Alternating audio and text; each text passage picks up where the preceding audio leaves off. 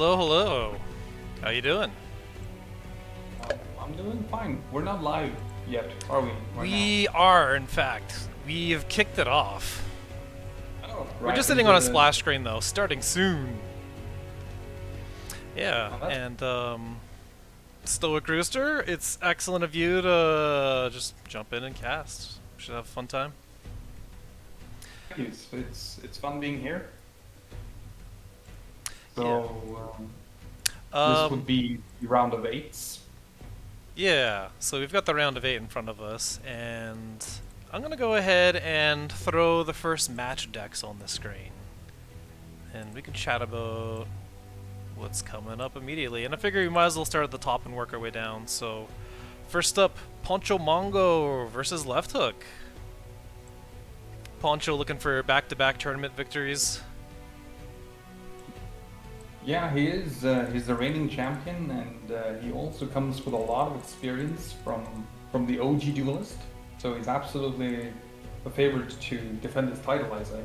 Mm-hmm. Yeah, and we can see he's rolling in with 2 Lionheart decks and the 1 Songhai deck. Seems pretty solid. Not many weaknesses. Seems to have a pretty good matchup spread in that. Yeah, I think he makes a very good choice in running Control Rome, which I think is his matchup, this tournament's strongest deck, considering we don't have any trials. Mm-hmm. Yeah, for sure. Meanwhile, Left Hook actually is the only Abyssian player left in the top 8. So it's cool Oh, to is that so? see. Yeah, I think that's the case. I can quickly flip up the other screens. We've actually got Maeve. The only Cassie in the top 8, I should clarify. Yeah. He's running some kind of Riva deck. It doesn't. Oh, he's got 8 gates. I was considering running 8 gates, but Yeah, with battle. the one Geomancer, the one Spiral Technique in case things go late. And then you got 4 options for Pandas for Lockdown. Seems alright. And the Pig to kind of do some early game work. Saber Spine's sealed too, so there's the backup plan of just putting on a bunch of artifacts. Yeah, and he's got the Tusk War combo if he wants to pull it off as well. Yeah, that's a lot He doesn't of... seem to have any ways to clone it though, which is definitely a cool deck to play. Hmm. Because there's this card Mirror Metal that allows you to summon a copy of a minion that costs 2 or less. So you would boost Tuskbore, Yep. and then you would own it. And then you have 2 that hit for 5 each or something if you Saber Spined it beforehand. Yeah, exactly. Really strong stuff. The only general they have in common is Argeon. The list's being pretty similar. Well, Left Hook's a little more late game oriented with the claims. And Yeah, the he's got brawlers. some backup plans for the late game. I'm kind of surprised he doesn't have the 1 bond in there to get a lot of surprise damage off a brawler, but looks like he's going for more consistency. He's running Sunblooms, which is a card that can be very divisive. I Yeah, think. it's really good against some things, and But, is a dead uh, card does against other seem to be decks. right. But one thing that Poncho Mango's got is he's got the secret Dauntless Advanced tech, which allows him to use Tempest for free. It's pretty sick. Yeah, I think that's a very interesting technique. You also have Draining Wave because I think it works with generals as well. Yeah. Yeah, that's pretty good stuff. A couple differences. Because Maybe you we'll also actually have... It'd be interesting if they both picked that deck at the same time and they went head to head. But, yeah. I think Left Hook would be favored there because he has the claims and the decimates and the martyrs. Mm-hmm. So maybe Poncho might first pick Kalios instead. Because the one rule is if you've won with the deck, you can't pick it again for the other matches in the series. So that's kind of one way to narrow down what you're facing for a better pick. Yeah, and you reduce the chances of just getting swept by a really strong deck. Yeah. Well, that said, do you want to jump into game number 1? Poncho Mongo versus Left Hook, and the replay ends in 0-5. Yeah. Yeah, I'm ready. Okay. Let's go into it in 3, 2, 1, go.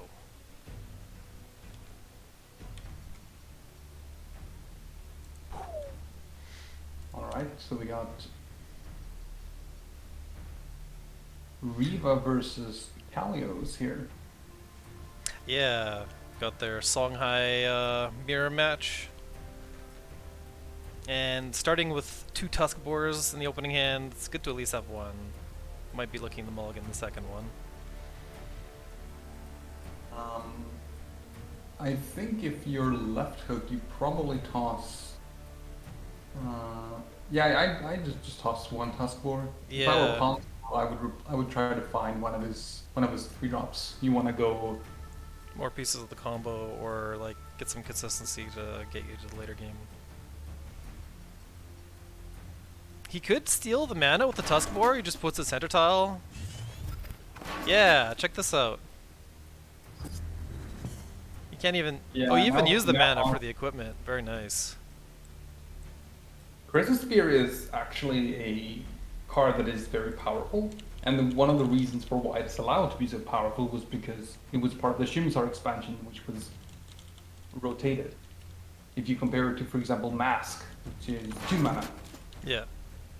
So Crescent Spear is one of those exceptions that's been allowed to be this powerful. Poncho makes really weak play and just plays a Herald. Not your ideal turn 1, but it at least is something. He's putting it defensively here, so it just doesn't die to a Kotatsu plus punch. Or, like, another Crescent Sphere in anything.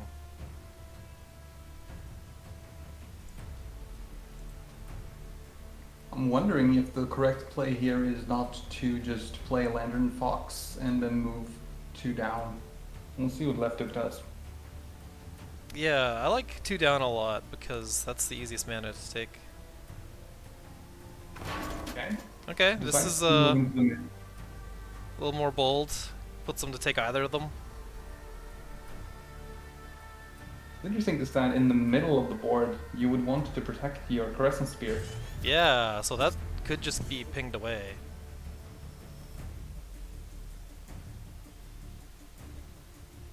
So the Night Watcher is an interesting pick here from Poncho Mango. It's pretty good in the matchup. He must know that the hasty boars is a possibility and just has them here. It's also just a minion that he can give inner focus that has a force field. Pretty nice. Yeah, it works against things like Tigress. If you're playing against Obelisks. Oh yeah, Wind Dervishes just failed. He decides to make rather solid play just to boost up his authority. Yep. Nabs the second mana. And just A lot of card draw.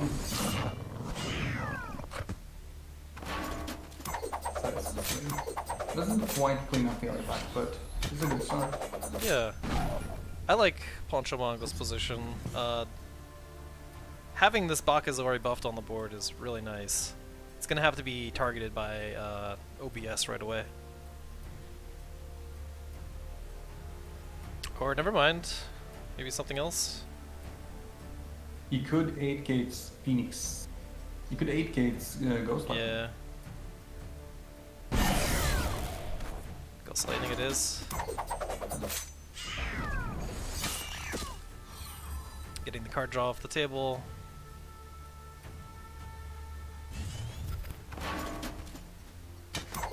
He could have used the Phoenix Fire to go 4 face there and will still have the spear equipped. But he chose to play the Yeah. 4. Left hook's probably just gonna wait until you get more attack boosting stuff to throw another Phoenix Fire, or maybe just replace it away to find something else, because this Lantern Fox can just generate more of them. But having the 8 gates already in your hand kinda turns it into a math problem at this point. And we got the Silhouette Tracer, which is kinda neat. The positioning here on Left Hook's part is pretty solid as well, because it means that he cannot move closer to Left Hook's general while still hitting the Tusk Board. He needs to. Yeah, no easy clearing with the Flame Wraith either.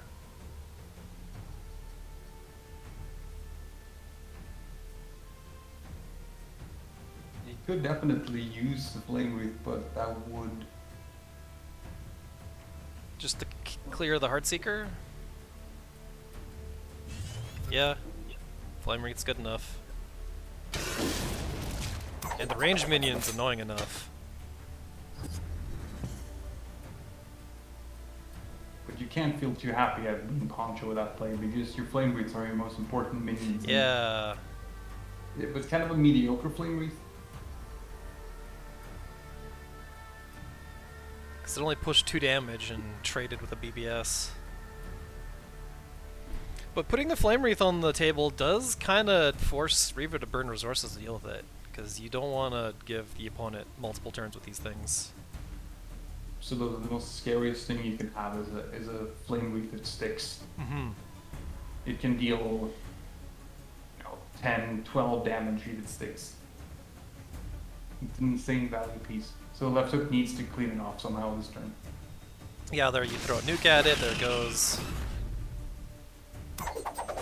And then it only punches back for 1, so this is probably better than turning it into a panda.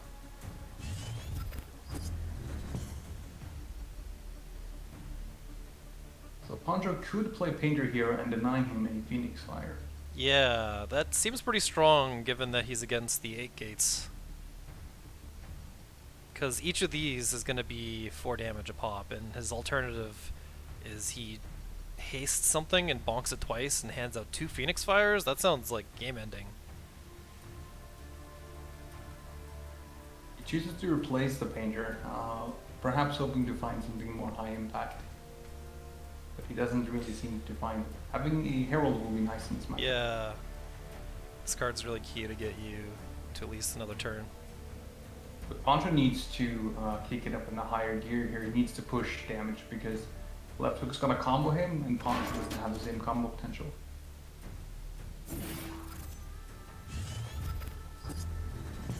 Okay, just dropping some stuff on the board. Hopefully threatening Reaver to burn resources on it.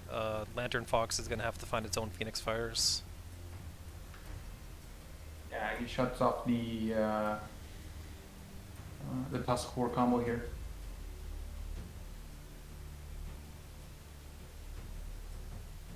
Might as well just replace the Tusk board this rate. Because it's so bad.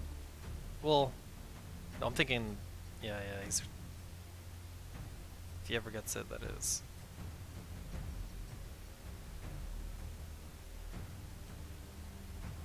He decides to replace the Crescent Spear, which is curious, because he had potentially 2 Phoenix Fires, so... But I think you just put the mask here and just shoot him in the face and set up for a combo. You could Gotatsu your own Lantern Fox, giving you an additional... Oh yeah, you can trade it in for a bigger nuke and cycle it as well. Because then you're putting him to 14, and then you have 10 damage with the 2 Phoenix Fires in hand.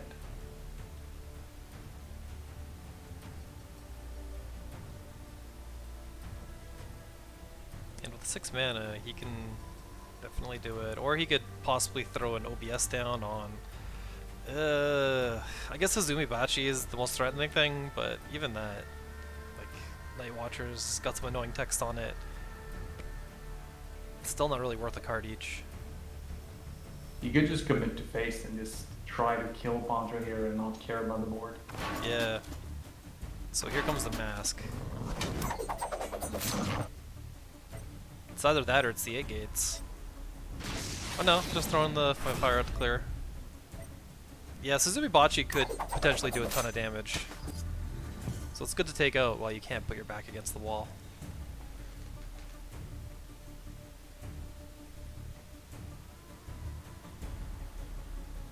He was able to clean off board, but it came at the expense of 1 Phoenix Fire. So that was 5 damage that could have gone to Poncho's face there. Spiral Technique is pretty deadly to have in the hand. This Azure Herald is going to be key. Definitely cannot replace it. Because left hook can, as you say, he can sequence 7 mana turn right now into an 8 mana turn. So if he puts Poncho to 8 health on the 7 mana turn, then he potentially wins game with Spiral. Mm-hmm.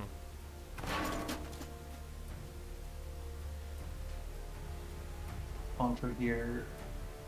Looking Probably. to just ping this once. Okay. He probably goes Herald into back zero here and breaks it. Oh, he chooses Tar instead.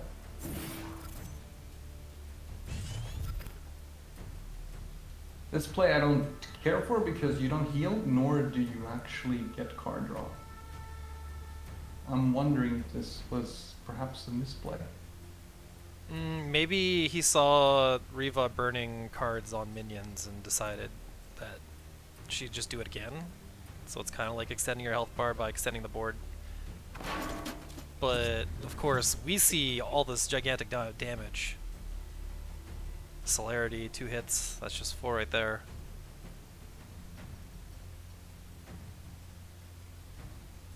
So if you're Leptok here, I think you replace the OBS because I think you're looking for more damage here. Like if you find a Saber Spine Seal, for example, you could push 10 points of damage. That'd be incredible. OBS does shut off the Wild Tar though, because if you do attack, or even attacking twice with the bracelet or the bangle, then the pig hits so hard. It's kind of hard to avoid. That's also a good point. So I feel like you OBS the Wild Tar before it hits, and then you go for the bangle ranged combo, pushes 4 damage. It's not quite fast enough though, because even a Spiral Technique follow-up doesn't do anything because of the Herald. So left hook thinking through the lines. Yeah, and if you're not playing the Phoenix Fire this turn, you have to consider is the 8 gates worthwhile holding on to. Because you can't play 8 gates into Spiral on the same turn.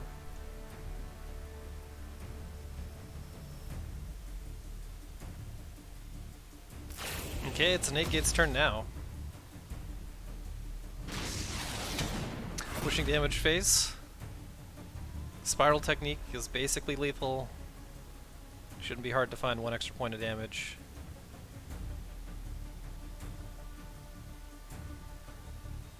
What he could do is he could bangle here, and then he can move out of the reach of the Wild Tar. Yeah, diagonal step up and then straight up.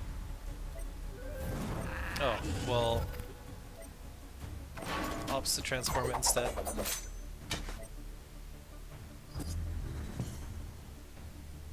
Yeah, which forces Poncho to either heal up or kill left hook. Yeah. He could burn the artifact away, but that's not going to be quite enough. The Tigris can't really proc.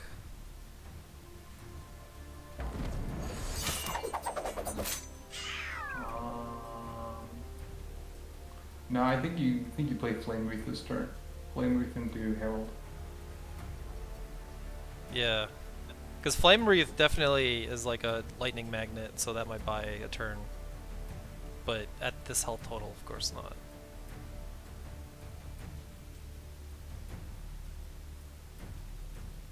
Okay. He's got another option here with this 3-drop. Yeah, he's probably just going to block left hook in here, make sure he can't play anything.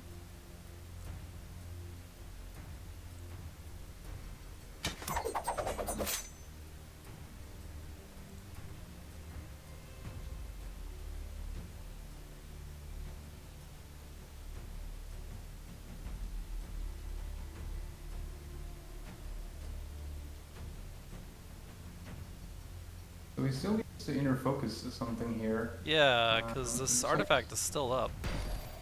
Exactly. So let the Night Watcher do the dirty work. Instead of putting it on Black Azori and taking a step, wouldn't that have been better? Well, he might have reasoned that as a force field, it's going to be difficult to clear. Yeah. He can't hit anything and still clean. Right, because a Ghost Lightning +1 would clear back Azori otherwise really easily. So Poncho Mango probably playing around that. Necessary heal up to not die from Spiral Technique this turn. But with a ranged artifact as well, that could push damage the next turn. Silhouette Tracer, interesting. Can't use it because there's nowhere to put it.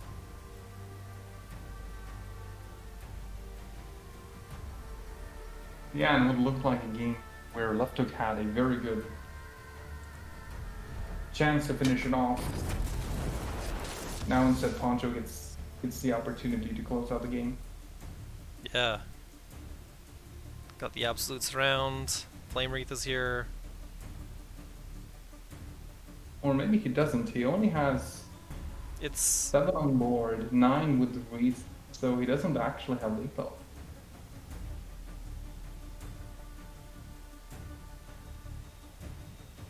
when you replace and found an EMP, that's pretty awkward.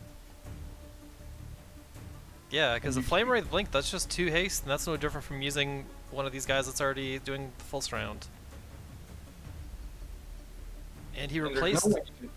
And there's no way that you can move the backstory of hard and still be able to hit. Yo, the spiral technique pushed just enough damage, and this Azure Herald wasn't able to heal up 1 more point. Okay, so another Azure Herald is found. That actually changes the game again. A Zendo, that changes the game again. So Poncho Mango getting some good draws. If it swings into the Wild Tar, which is a 50% chance it does, he will win the game. Yeah. Baka's already moved.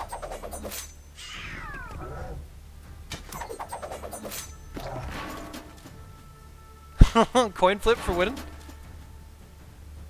He has the mana for it. Yeah, and then the artifact is completely useless. Yeah. Silhouette Tracer is still decent, but... Yeah, okay, let's flip the coin. It hit the pig! Boom! Left hook loses game 1. Congratulations, Poncho Mango, the previous tournament winner. Starting strong. Incredibly close game. Yeah, that came right down to the wire. That was really good. Are you ready for game 2? Yep. Okay, let's go in 3, 2, 1, paste. Alright, game 2. We got Poncho Mango on the left side, rocking Argion. Left hook is here with Riva on the right side. He's got the Rogue One skin on Arjun, which I think was... The Rogue Legacy skin? Yeah. Yeah, I usually see him with the skin if he's ever playing Argion.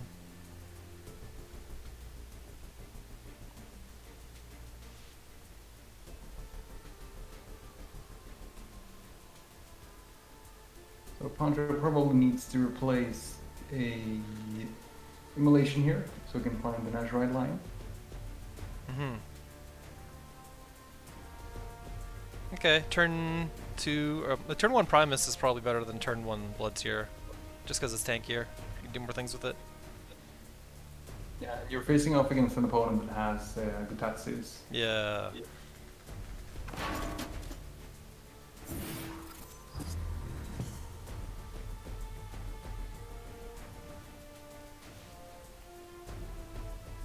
So probably taking 2 steps forward, diagonally placing a Lantern Fox to greedily try to take both. That sounds like a good way to get punished by Silverguard Knight, though. I think you play it on top of yourself here. Oh, I don't like this position. Extra save. Because now you can block off if you played below the mana tile, and the Lantern Fox can't connect into the Silverguard. Yeah, left hook probably just didn't want the Lantern Fox to get one-shot by what he would think is a Silverguard Knight coming right up. Maybe he wants 2 procs of it. Or maybe didn't want to overload his hand. He's already got 5 cards in the bar. Yeah, I don't know. Interesting positionings. I was thinking one possibility is you put it diagonally in front so you can possibly get the top tile next turn. but it doesn't really matter because we got line our beef. He decides to use the healing mystic for tempo, which is interesting when you're up against a burn deck. Yeah, because healing is typically really good against Riva when she gets going, but more things on the ground is kind of like healing. Won't feel like that if a Ghost Lightning clears it. And he only has 2 oaths and 3 mystics to heal in this deck. Yeah, so this follow-up turn might actually be the Gates into Ghost, which would do a good job clearing a lot. Instead is the Cobra Strike. That works well.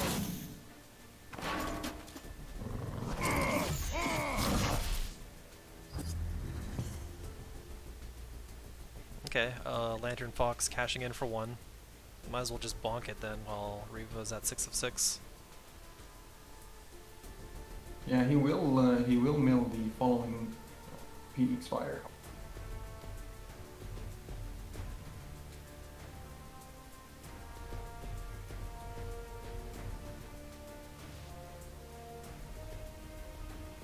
And then 2 Healing Mystics in a row to follow up. He probably wants to find something more high impact. I'm not sure if he's replaced yet, but Yeah, he yeah. a Pierce now.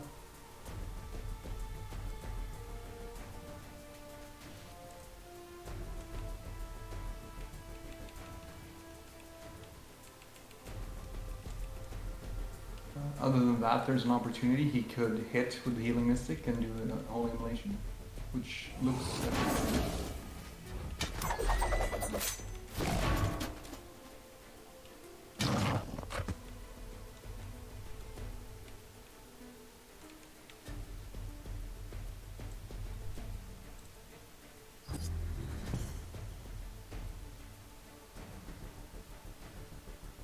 Riva's just down to 14 health. Can't even drop this painter yet, so you gotta burn cards on these minions, I feel. Yeah, there is the option of doing 8 gates into Ghost Lightning, but that's pretty expensive for him to do. You don't want to use your 8 gates for board clearing. You rather want it to push face. But we'll see.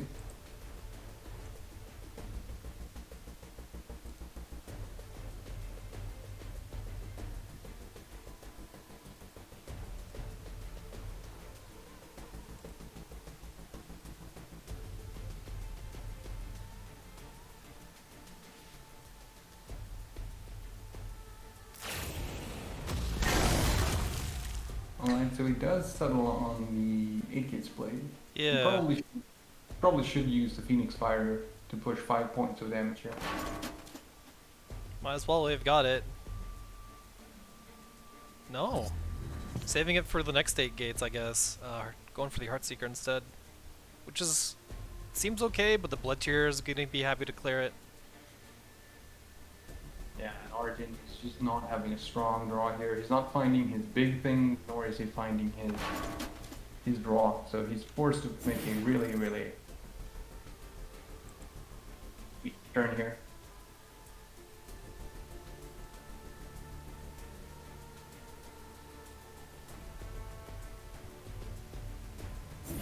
But does bring up the Heartseeker at least.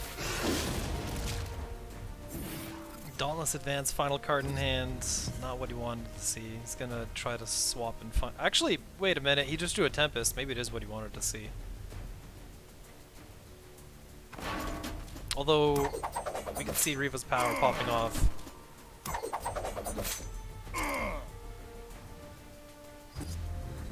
Suddenly this Dauntless Advance doesn't do anything because there's not much to crash against. Unless you... yeah, what do we got? The Tigre Caesar. Pretty strong. But unfortunately for Poncho, left hook has the perfect answer. Yeah. Oh, it's even a juicier target for it. Yeah, he could have diversified by roaring the Mystic instead. Yeah, because this thing is the OBS magnet. Even has an option to just take a couple steps up, drop a painter, and then move away again. But going for the long range spell makes more sense. Probably just gonna burn face directly now that we've got a spear as well.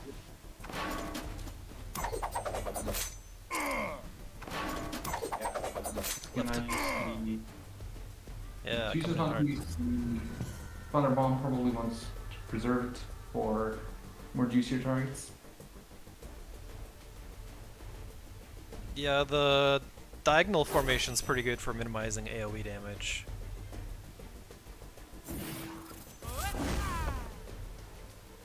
Lightbender in the face to turn off the text of the Heartseeker, but that's all it's got.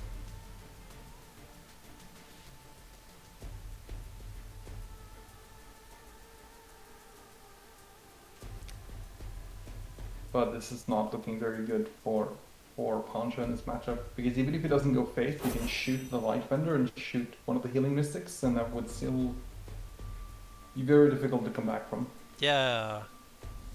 Left hook's got the option of simplifying the board or just trying to push the clock, and both of them are pretty much unstoppable plans. This Tempest is going to have to be a really good replace, because it is not the card for the matchup at the moment. I think want to find one of your 2-0s here. I think that's Poncho's way of climbing back in this game. Yeah, a random EMP would be nice too. Doesn't run it, sadly. Oh no.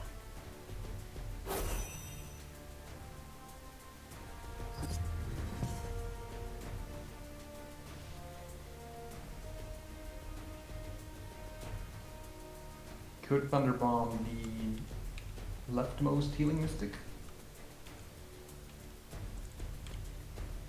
And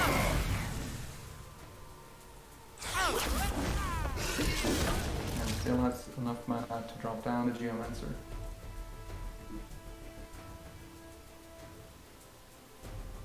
Which was the perfect late game card, because you just never run out of gas.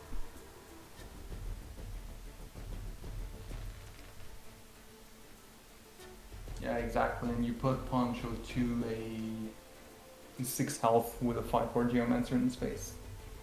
And can't even dispel the effect with this Lightbender. No, this is not the matchup for like that.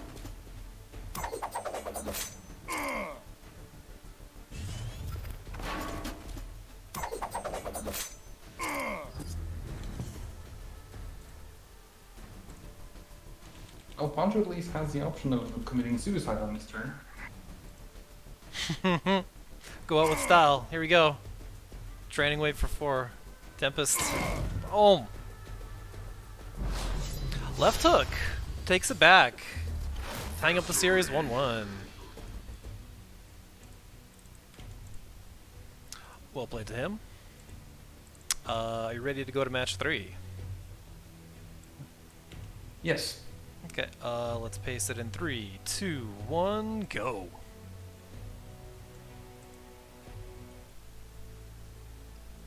Argyon Ditto is here. Kalios and Riva are the two band generals, so on to the Ditto. And you said that you liked left hook's late game setup more if these do match because of the claims and the later stuff. Yeah, the Apyrion's claim is definitely something that really hurts, would hurt Poncho here. But the Saberspine Alpha also just is very strong damage-wise. It deals 7 damage if it's ward. So both have a good finisher and a control tool. The classic BTA. Yeah, this is the good stuff. Arclight Sentinel's so tanky, there's no way it's not gonna just stick and take a mana tile unless you do something nuts on it. Of course we see Poncho Mango could do something. He has the option of using the Journey Wave here, playing a backline Windblade out. But it would force him to take 6 damage this turn.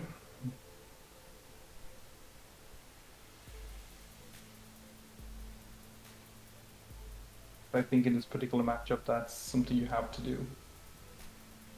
Yeah, it's all about the tempo. If you can get your minions to stick, then you've got targets for Holy Elmo and all.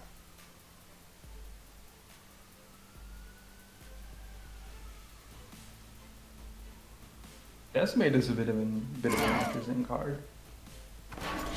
Yeah, because if we're playing with open deck lists, so these players know what's in each other's decks. So you're just gonna play around Decimate as often as you can. He decides to leave his Windblade exposed here, which seems risky. Guess the play is to clear it.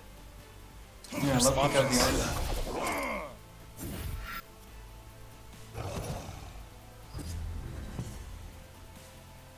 But you have your own Arclight Sentinel to follow up.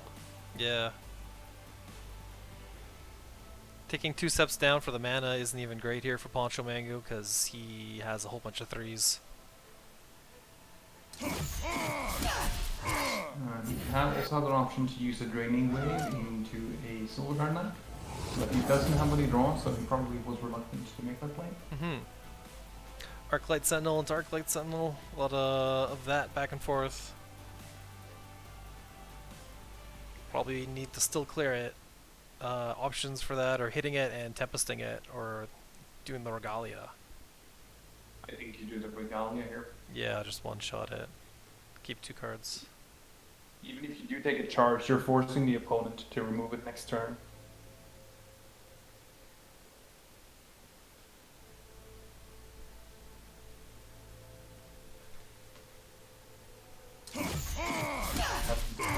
Poncho has no way to remove the Regalia. Yeah, he's just been stuck here all game. And he's going to be stuck here for longer if one of these Silver Guards come down, although putting down the Spelljammer might be stronger.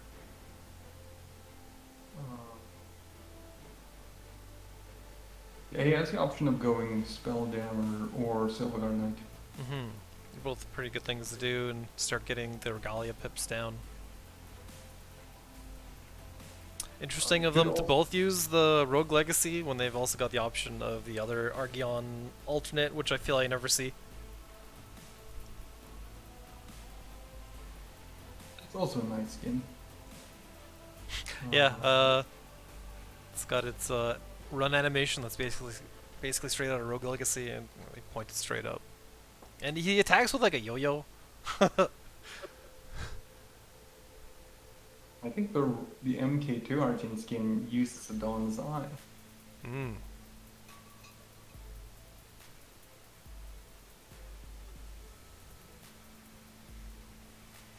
So another line of play that Poncho could do here is to move one to take the tile and play Silverguard Knight and Arclight Sentinel this turn.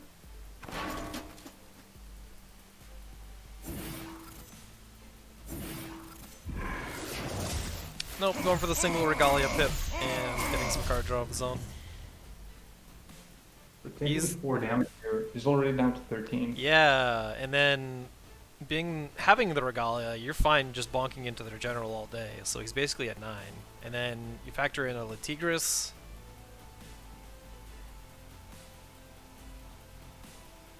Left hook, yeah, definitely. You're the blood tier for free here.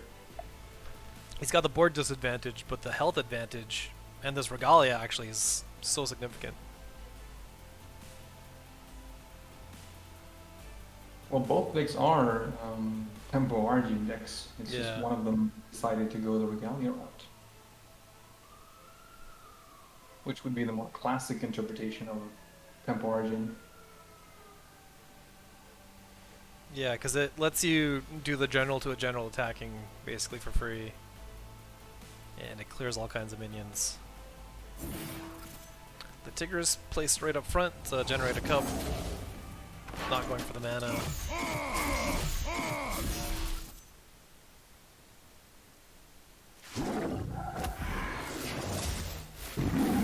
Doesn't get the unlucky cub spawn, but wanted to go for the BTA anyway, so it's fine. And the Tigris is a huge threat.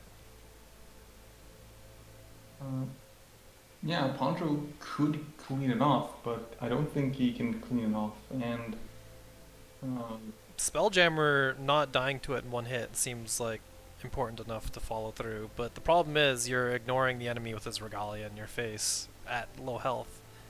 So maybe Provoke is necessary? I would still think Primus plus Sentinel. I think Poncho was able to find a whole immolation now in your place, but no such luck. Okay. Yeah, swapping up for the Lightbender instead.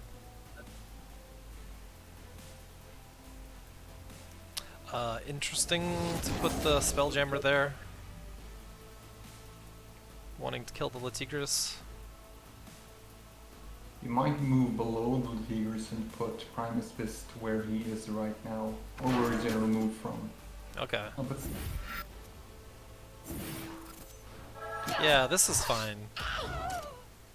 Putting down a provoke minion is really good for him. But he of does course. have a claim. I'm not sure how happy Poncho is about it. Yeah, seeing this claim is gonna be like, well, it was destined to be a rough match. Because no matter how strong your minions are, it's so hard to play around a 3x3 removal.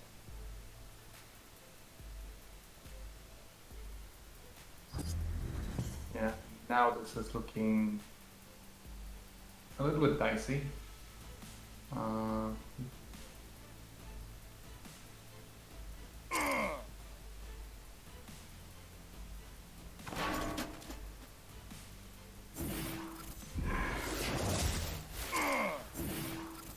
Jesus.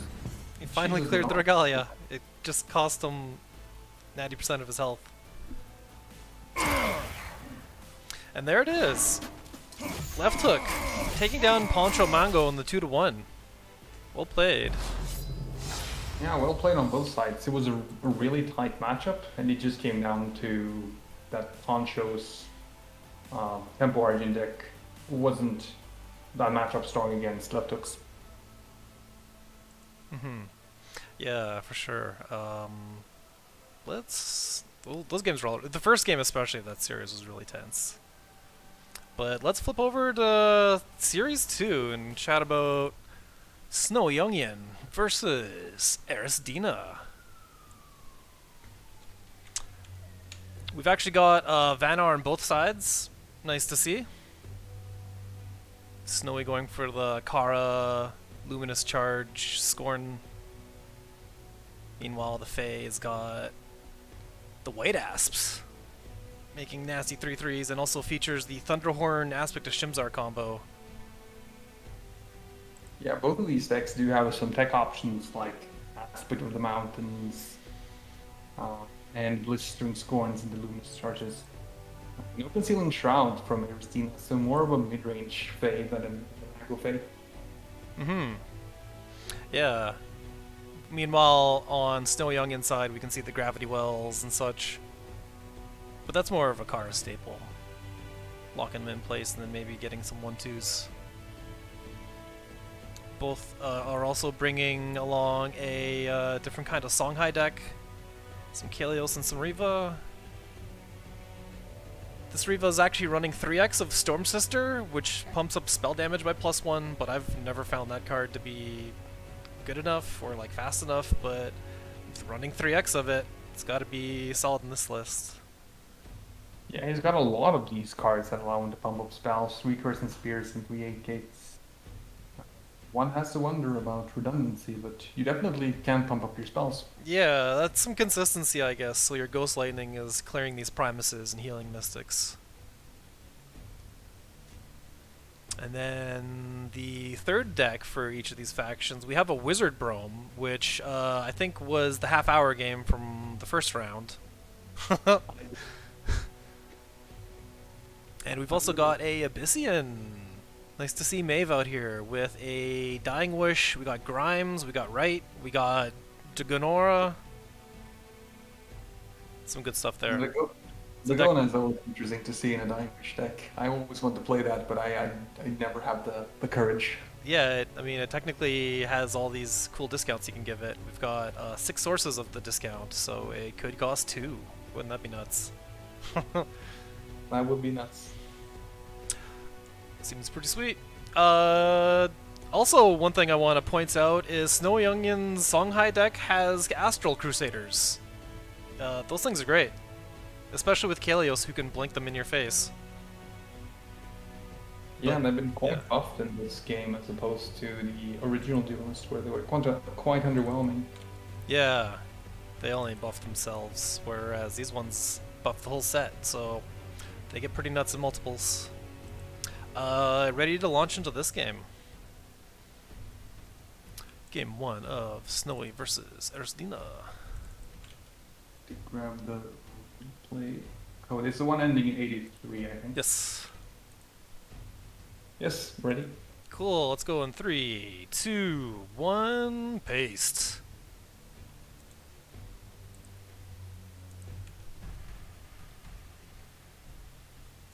Alright, so we are here, game 1, Snowy Onion on the left side, rocking the Astral Crusading Kalios, and on the right, Ersdina with Faye. Snowy Onion makes a good call here by having two kinds of Sentinels in his deck, which is very important as we play with Open. Yeah, it really strengthens your all your Sentinels just by having any variety, because if you only have one kind of Sentinel, it's like, alright, nice Basilisks, and then you just play around them. But if it's like a Basilisk or a Freeblade, then who knows what. And the Songhai Sentinels are even more mysterious. Mizuchi, 100-handed Rakushi, these are things I just never see on the ladder. 100-handed Rakushi was considered pretty decent back when Saber Spine Tiger was 3 mana because he would cleanly kill it. Yeah. Didn't it have a buff in DGG? It went from 1 to 2 damage? No, 100-handed Rakushi has always been 2 damage. I'm thinking in another card that went from 1 to 2 that no one plays in Songhai.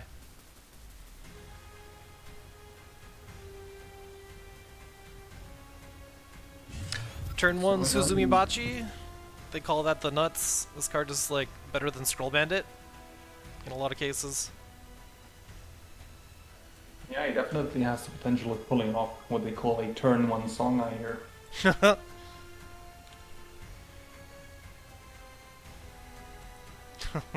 Yeah. Ersdina's gonna look to bonk into these minions with White Asp equipped to make some 3/3s. Yeah, he can just play down a Bloodlord Mentor, so he does have a pretty solid turn 1. Yeah.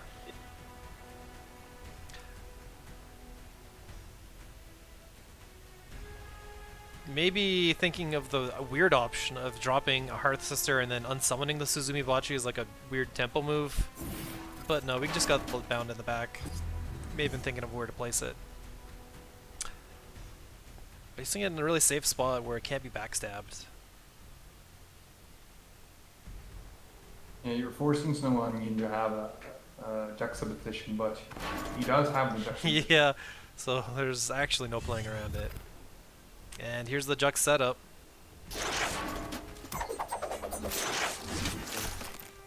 Quite brutal.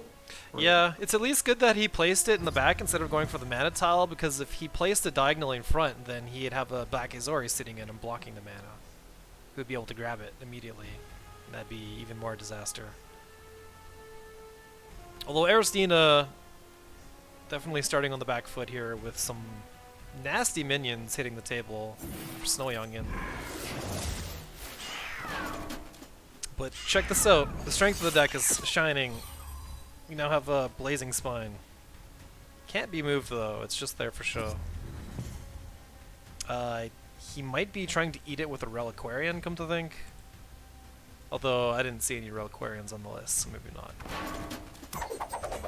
I mean, it's a little block. It's in the way. And he does have her sister, so he can at least somehow manipulate his position. Yeah, for sure.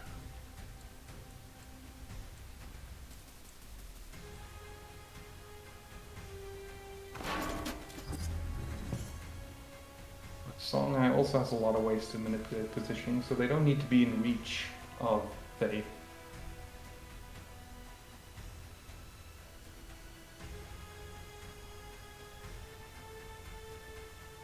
Snowy's gonna be pretty happy to see this Flame Wreath. One of the best ways to ping artifacts off an enemy, because you can usually blink it and then get a second teleport source. Or even inner focus. All good stuff. Instead, Snowy's hand is just full of killing edges. Yeah, and he can give his Zumibachi backstab, so he can cycle them. Yeah. Notably, Killing Edge doesn't let you draw a card off Suzumi Bachi unless it's the second spell cast, at least. You need to cast something to give it backstab so it procs the card draw. So usually the combo is you blink it and then you walk with it, or give it all the stuff after that. Okay, Hearth Sister's here to get, not in fact the value for Blazing Spines, but just the unsummon to threaten the mana tile. Yeah, you could have cleaned it up with trading with the Blazing Spines and hitting there, but decides to use the Hailstone Prison instead. Yeah, like Maokai Zori doesn't hit that hard, but maybe really valuing these white asp charges.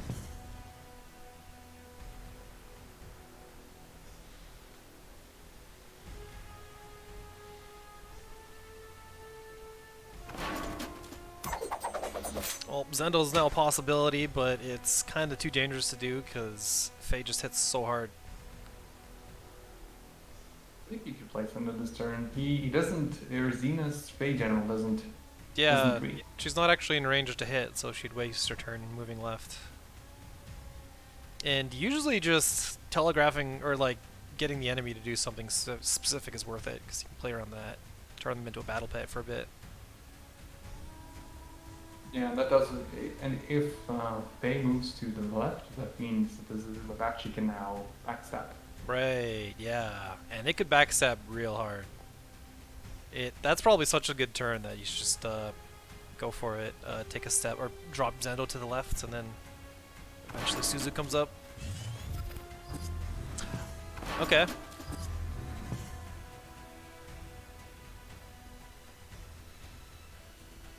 Maybe the general taking a step down and left is better than taking 2 steps left.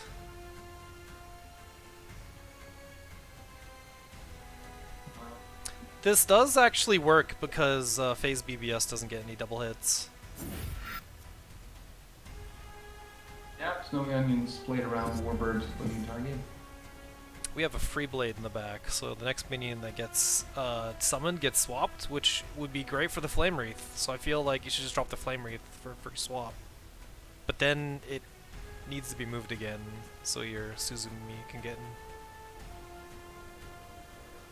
Yeah, and as Aristina is only running one type of Sentinel, and Snowy Onion can figure out what will happen. Yeah. Astral So Crusader's finally here, but gonna have to be sent back. I think a strong play is to play the Flame Wreath beneath Faye. Yeah, that's what I'm thinking. There it is.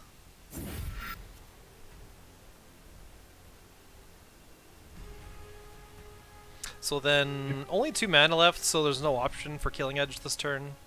So Suzumi Bakachi probably falls away. I would not be surprised if he just juxtapositions the blink here on the Flame Wreath. Just to clean up the board. Clears the board and the artifact.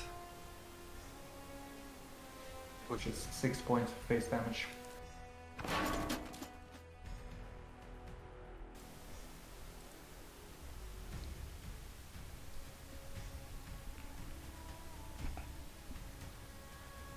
Two spells are procced so far this turn. You only need 1 spell cast per turn to get the free backstab.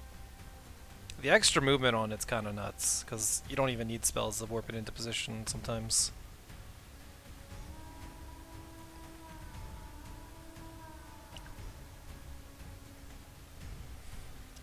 Yeah, now Aristina is not looking all too hot. His hand is not what he needs at this point. Yeah, the Sunset Paragon. Usually this is good at pulling ahead when you're behind, but not when these minions are so low power that it doesn't do anything. And replaces and finds a second copy of it. Oof. That is... Yeah, here we can see the nerf to Flame Wreath actually helps it, because yeah. if it were to, he would have been able to clean it up.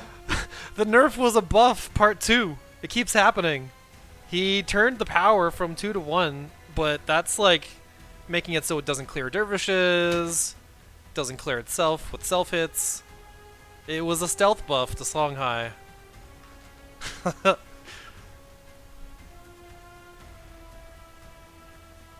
And Arizina pretty much has to play a really terrible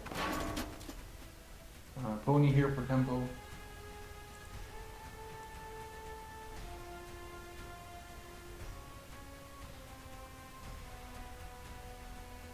Okay, let's read 6, so that's a lot of Yeah. damage from me. Yeah, it's better than playing nothing. Like just a 3/2, but the 3/2 dies as soon as Flame Wreath like coughs. So it's Flame Wreath has dealt exactly 14 damage so far. oh my goodness. 5 to the free blade, 3 to the wall, and 6 to the end gem. Yeah, 3x this minion in every Kalios list. It's just so good. Yeah, Kalios, if anyone's played the game before and they released Flame Wreath, Kalios was quite unplayable. Flame Wreath made Kalios viable.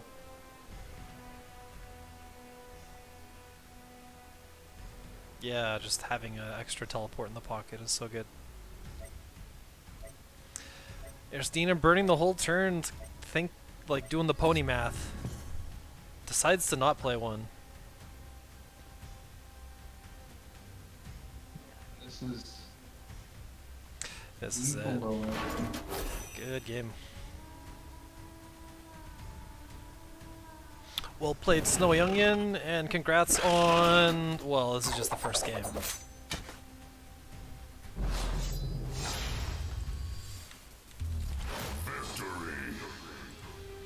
Alright. Snowy Onion's Kalios takes it. So next round, Snowy's gonna have to pick a different deck. Of course, Eristina could just run it back. Are you ready to go into game number 2? I am ready. Let's go in 3, 2, 1, paste.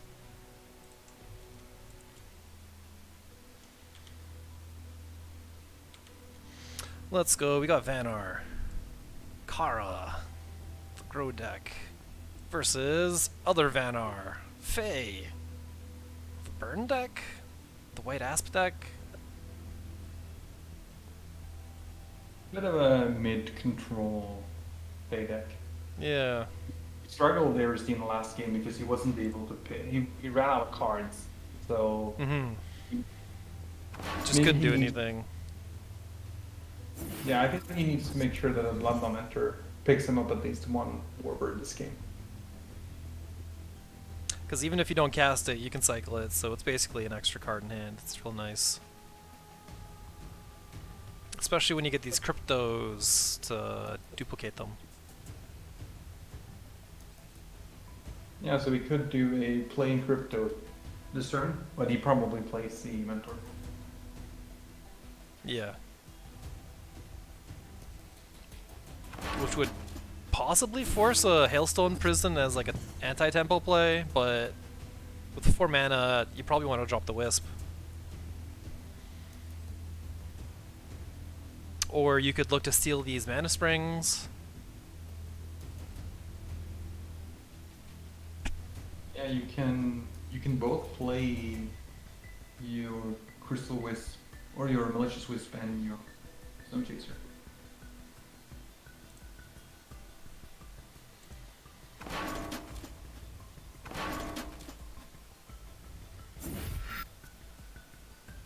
Snow Chaser's infiltrating, and Wisp is protected.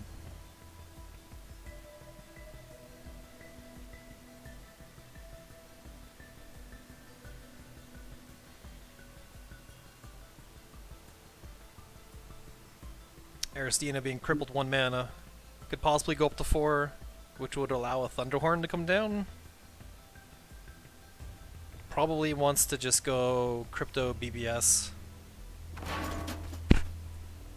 Yeah, I think so too, because you clean up the Azure Herald for free. Yeah. Other option, of course, is White Asp, make a 3/3 somewhere.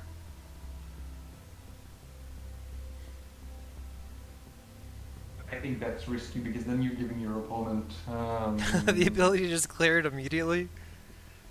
You just lose your artifact the next turn, right?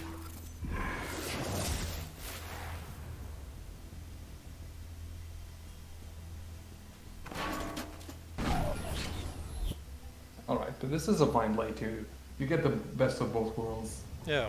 Clean up the Snow Chaser and you get rid of the Herald. And it's not like the Wisp was gonna bonk into the Owl, so the Bloodbound Mentor can probably just chill there.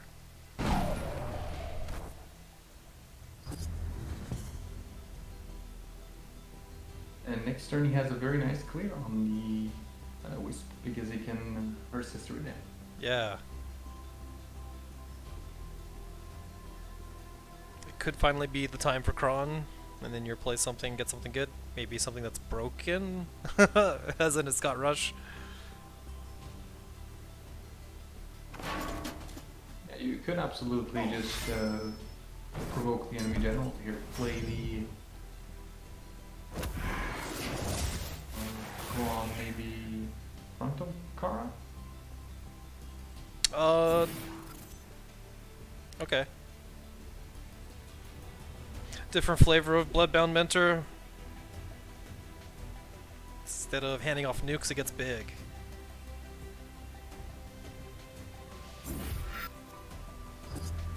Big snow chasers here.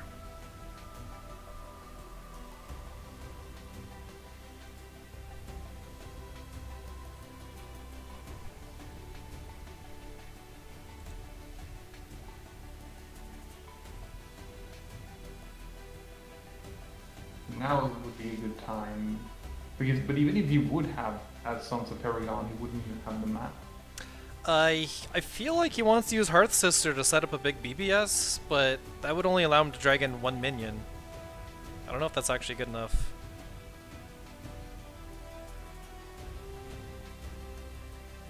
I think you have to do it. I guess you could also White Gasp and kill the Mentor. Yeah. Seems like a pretty good pick off. Also, moving left takes the Snow Chaser out of infiltrate range. Eventually.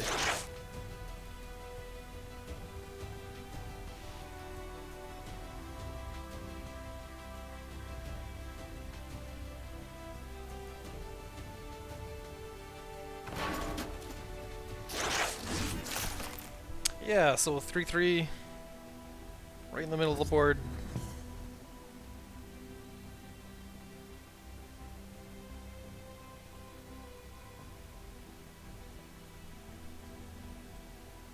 Yeah, exactly. But now he can run away with the malicious wisp in the corner and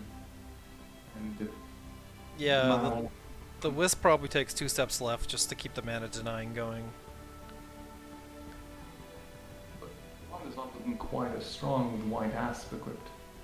Yeah, do you... like, Kron just gets one shot. That doesn't even seem good. But if you have BBS active, then Kron becomes a 5/6 and Token becomes Yeah, he could cast the copy he's got in his action bar that the owl gave him. Oh yeah. So maybe he goes Kron, Kinetic Surge, replace, he makes a 3-3. That seems okay? Doesn't... wait, he replaced already! Oh no! Okay, I guess Kron's not doing a thing. That seemed like it would have been a sick turn. Drop a 5-6. Yeah, well now we can do another Malicious Wisp, and that's gonna put Irisina very low on mana. Yeah. Wisp into Wisp, and there's even an option of Hailstone Wisp, your own Wisp to Wisp again, which is like so tempo negative, but it's really funny when you can do it.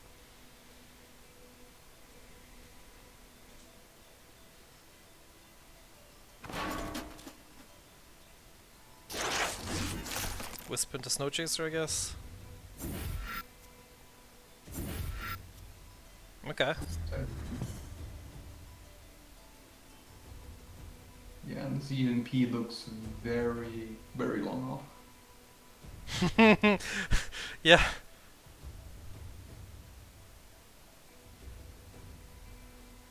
Three more turns, maybe.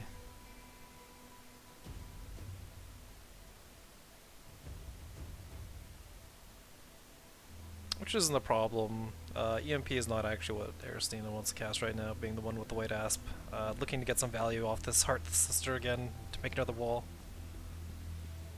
Probably wants to swap in one of the Wisps. Like the big one. Or maybe the small one. If he swaps in the small one, he can BBS it. Yeah. Okay. Just doing the swap double BBS. Yeah, I think for 5, putting Irisina to 9 damage.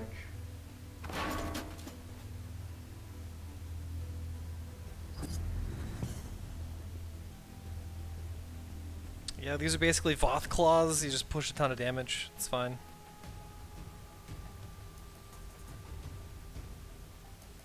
Decides to replace again, so he rules out. Yeah. Rules out the Kron play here. Going for a big play later, I guess. Maybe he's afraid to play the Kron while the white ass is equipped. Yeah. Or maybe he's playing around like a chromatic cold or something. Oh no! Kron played after ro8 plays? Well, that couldn't have been right. Really fishing for other things to do other than Kron, I guess. You see Sons of Paradigm doing some work. Yeah, this was a big hit.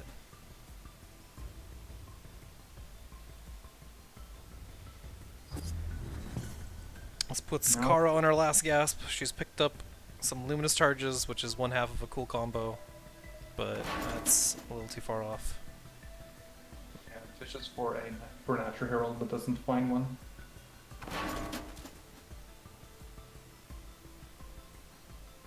Probably just needs to spam out luminous charges to stall out. And indeed, here's some bombs.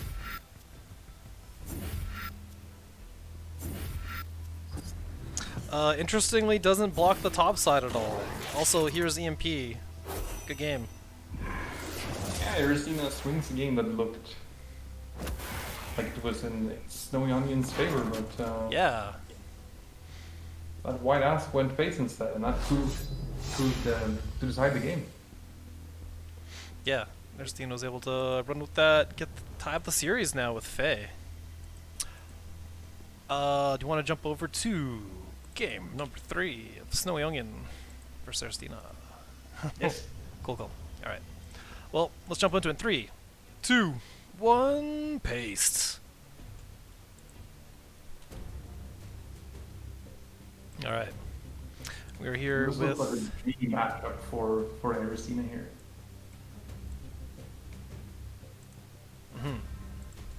With a lot of removal against the board, against an opponent that wants to establish a lot of small critters. Yeah, it's going to be risky just dropping a Circulus. You might even want to hold it until you can drop it and cast something right away to get some value, because it's just going to get eaten by something like a Thunder Bomb. Maybe you can mitigate that somehow by playing it hugging the back wall, so the Thunder Bomb only goes to the Circulus and doesn't deal any face.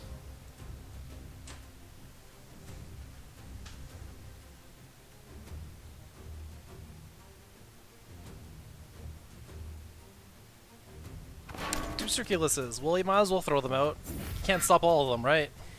They're eventually going to be spitting out a ton of 2/1s.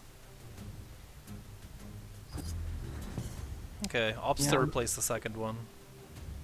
It doesn't have any spells to go off of it right now. Luminous Charge is at least a few turns off.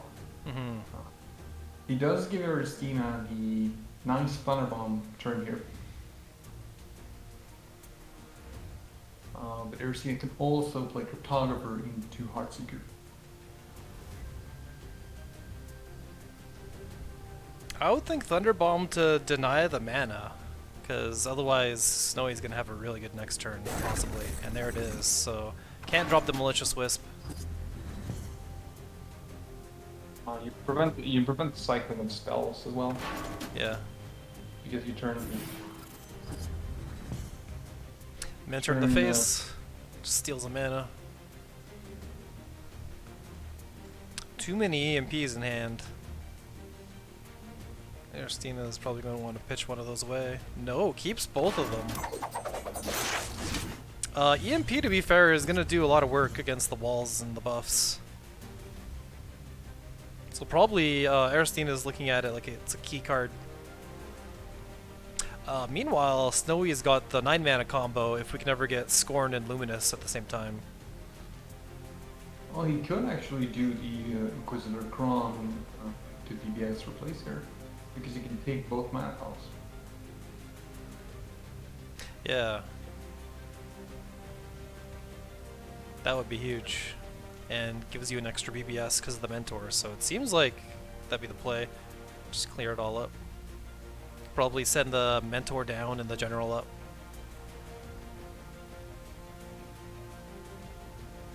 Yeah, because I think you save the Luminous Start combo. I think you save that for later. Yeah. You redirect the effort away from your face and the clearing the Cron.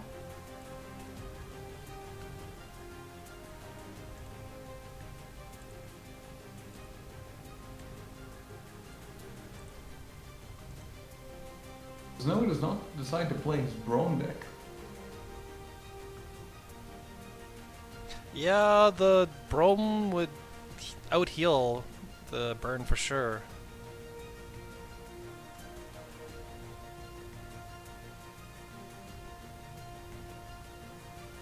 Maybe the Songhai Burst just gets there anyway.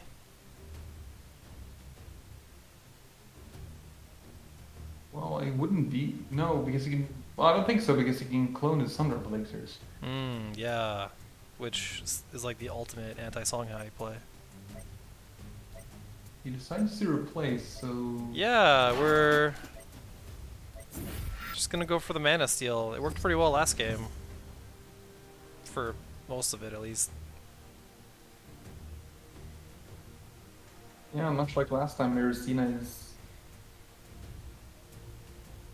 short for the answers.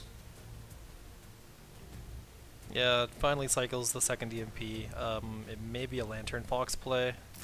Never mind, we're going for some nukes. Clear the table. Seems good. Prevents Snowy from getting the mana for free. And this is the power of Storm Sister. Turning this Ghost Lightning 8 gates into serious damage.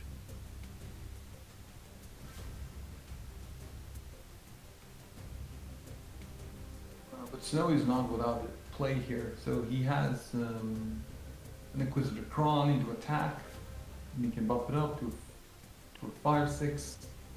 We already saw the replace though, which feels like it's not a Cron turn, but Cron. How is it not a Cron turn?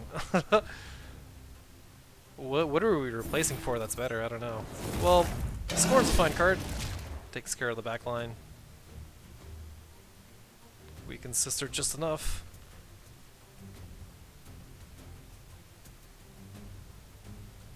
And Probably contemplating here whether playing with left here or. Oh yeah, the extra one.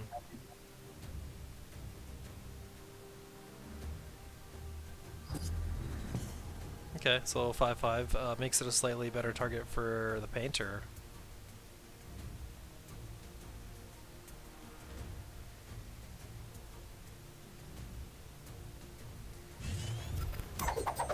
Yeah, just plays Painter, goes face. Yeah, good positioning. Lets him take the mana if he wants it. And there he finds a really good late game option. So it finally feels like it's too late for Kron, because not being able to clear the Painter in one turn is a problem.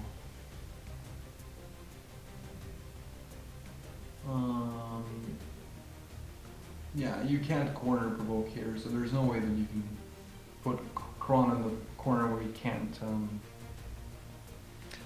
Well, you could take 2 steps down with the Pando, diagonally place Kron so it's protected, and then start making units, which would become Pandas, but Kron would be protected and on the table. I don't know, that seems weird. Another play is you play a bunch of small minions and then you just get a ton of Pandas. Which sometimes you can trap them or do good things or block a backstab with them. Yeah, but right now he doesn't have a good way to get rid of the Painter. He could bounce it, but I don't think he wants to do that. No, this thing is.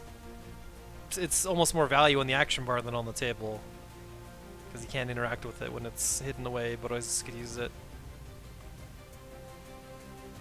I feel like you just had to play around it.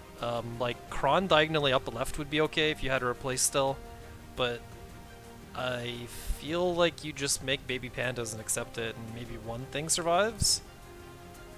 Maybe try to Hearth Sister it away is another option too, like into the top right corner.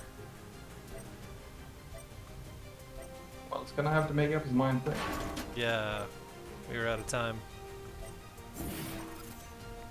Okay, it's another Kron post replace. Yeah, it doesn't use his PBS, so it's just a 4/5. Didn't want to put it on Creates cooldown. space between himself and Aristina, so Aristina can run 2 to the left and just start shooting him from afar. Yeah, this Geomancer really shakes up things. Because you'll be happy that your opponent is putting distance between you. Here's the second one.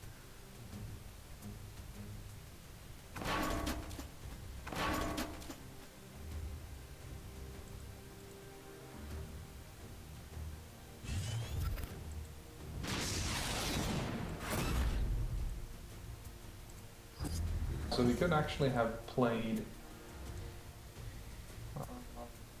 the Lantern Fox there, but he chooses to let 1 mana sit unused.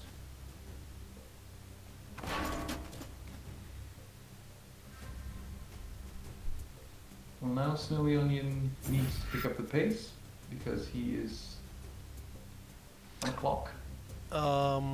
Moving in on Eternity Painter, I would think that you'd want to have as much distance between Kron and the painter as possible, but Snowy Onion thinks the opposite. Yeah, he's gonna let the Kron swing into the painter. Yeah. Kill it. Having exactly 4 attack, that's perfect. Leaves Provoke behind. This ranged minion in the back is quite nice, and Geomancer is a really good target for being unsummoned. Yeah, I think this is a good play on Snowy Onions. Yeah. Snowy Onions.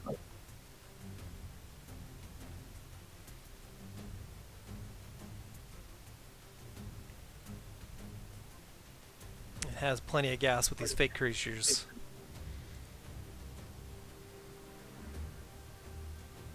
He could just play the EMP, walk 2 to the left. Yeah, it doesn't body block or take care of the Kron, but it shuts off a lot of relevant text. If you play it in front of Riva and you move 2 to the left, you want to block the Kron with EMP. Yeah, you're right. That would be really good. I think that might even be the play here because you shut off the Circulus and you shut off the range minion. Yeah, they can't even trade with it because they lose their buffs. So the EMP sticks. And then it's back to nuking with Phoenix Fire.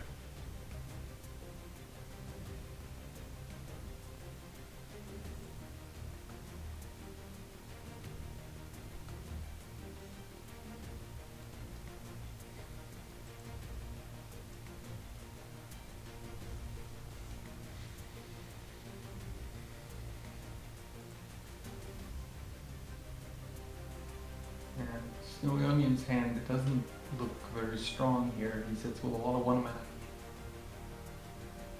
Yeah, probably gonna want to replace an illusion or probably an illusion to try to find another card. Okay, it doesn't go for the EMP blocking. Plays it more so he can guarantee that he can chase down this 2/2. You can just hang it on the bottom side.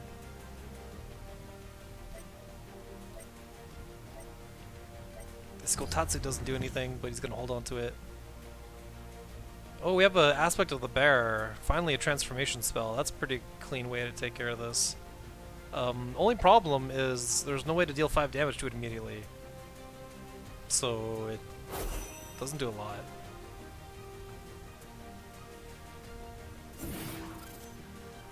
But him, Snowy Onion might just ignore the EMP for now and Yeah. just go face. Because he knows that Erisina does not have a move to teleport it in, so he doesn't, as long as it's not in his reach, he's fine. Yeah, no MDS or anything in this list.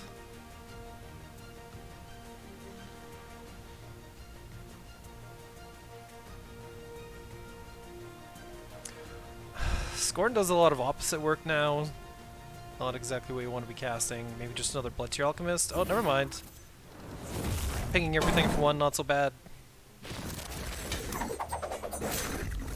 Now to push in as much damage as possible. Try to close the game out in a turn or two after.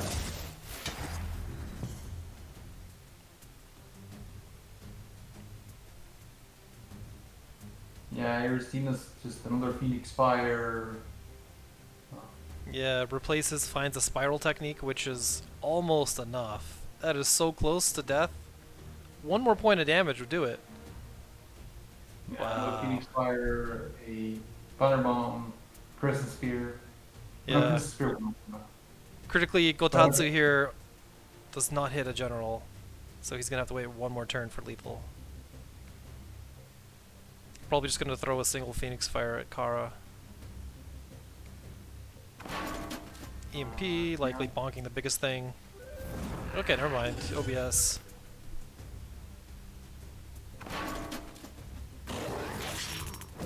Probably replace his lightning box here to block. Yeah.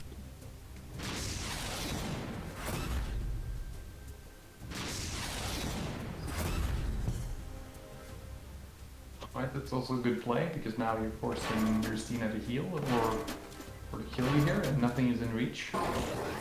Yeah, one of these Pados could become a big bear and then hit for 4, but that's not gonna be quite enough.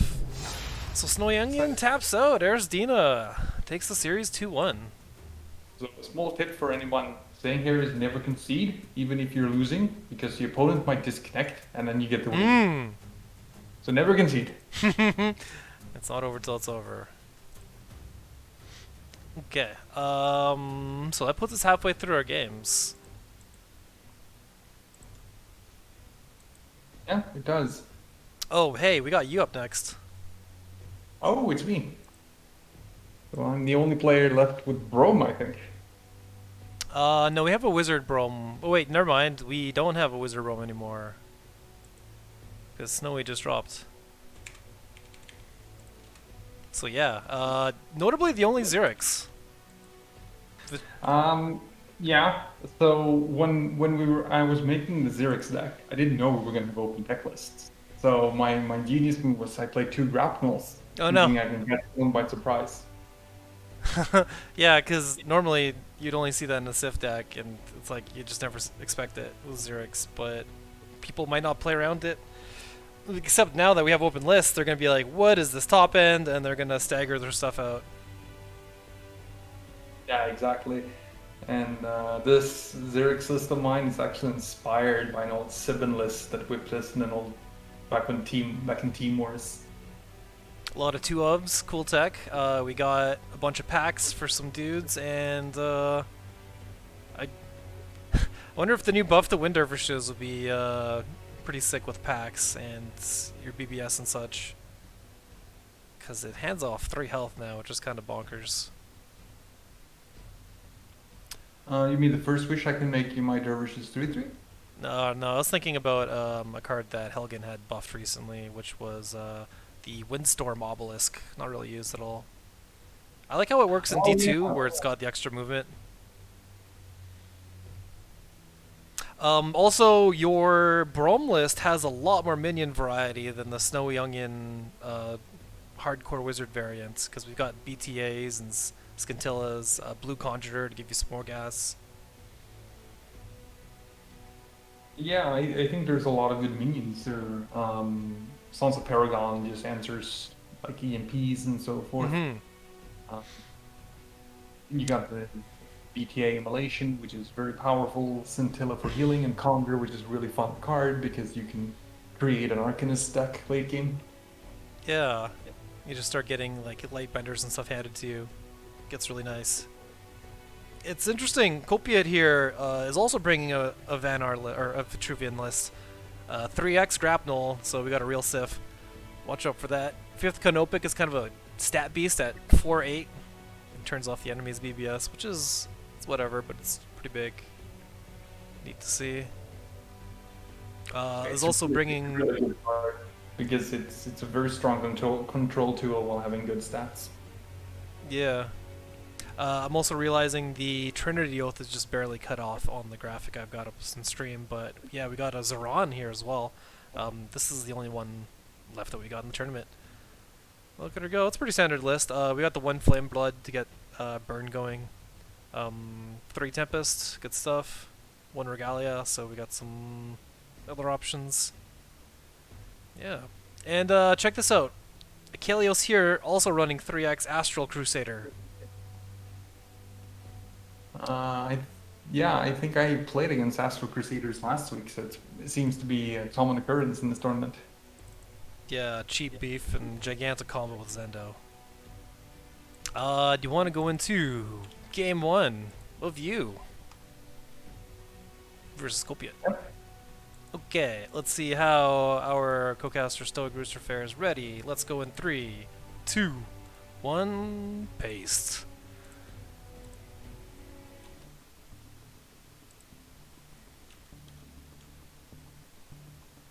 Okay. Game 1. We've got a Songhai Lionar. Guess you figured Brom would be the best match against whatever they'd throw out from their lists. Yeah, absolutely. Control Rome is really strong, and I think I might all. And I like leading with it because it's just good against any kind of matchup. Yeah, not having any weaknesses is such a strong thing for a deck to not just like get blown up by, oops, I hope they don't have Dispel or whatever. Here we see the power of the Zumbachi. My lasting judgment isn't able to clean it off. 4 hit points. Lasting Judgment's usually a really good removal option. It goes through force fields and such. Yeah, I was really hoping for Scroll Planet or Rhino Assassin, but... Yeah. But Suzu here is just such a menace.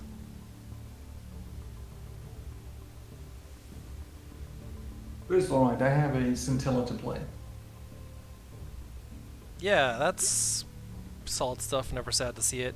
Do you ever consider the diagonal step to try to get the top tile, and then you place your minion on the top row? Yeah, that's a good play, but I was worried about backstep here. So Okay, yeah. playing him against the back row, I forced him to have a juxtaposition, so he doesn't have that. Yeah, because we can see here he's got the MDS and would probably love to just go for the shank immediately if he could. Especially if he were to reactivate it, get 2 stabs.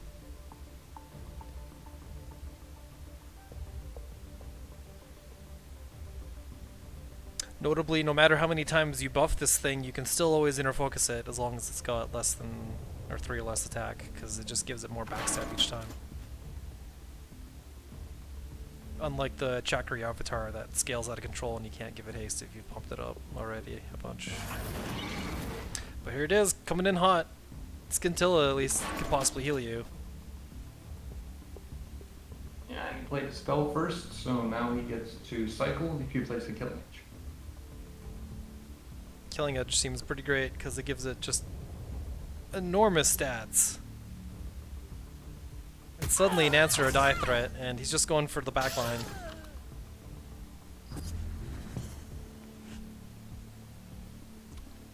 But interestingly enough, that gives you 2 options to remove this guy, since he didn't go for the backstab on you.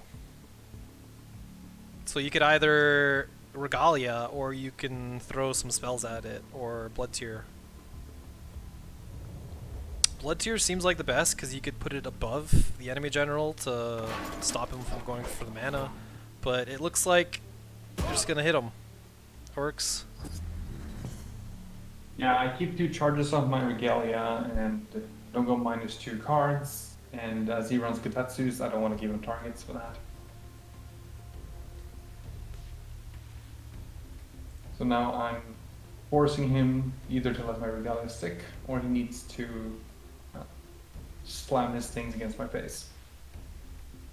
Yeah, he could just go Suzu right here, or Scroll Bandit, take a couple steps up, warp behind you. Well, he can't warp it, but he could activate it.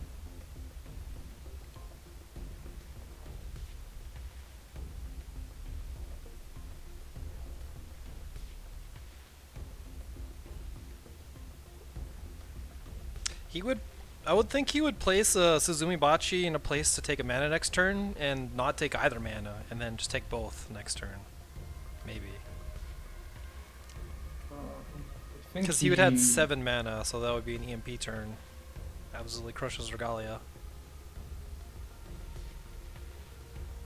He had 4 mana, so he could have backed off and played both Scroll by Defenses in the backstreet.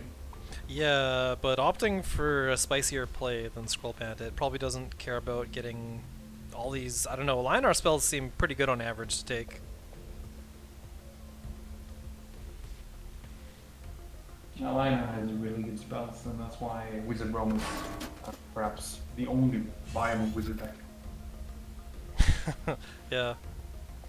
I mean, I like the Wizard Lizard, but it doesn't have stamina like this thing. Opting to get Suzumi in here to chop away at a durability pip, which opens it up for his general to finish it off. Strong play. Yeah, but it forces him to go minus a card, and he doesn't really develop a strong board. Yeah. And then you can just put your back against the wall again.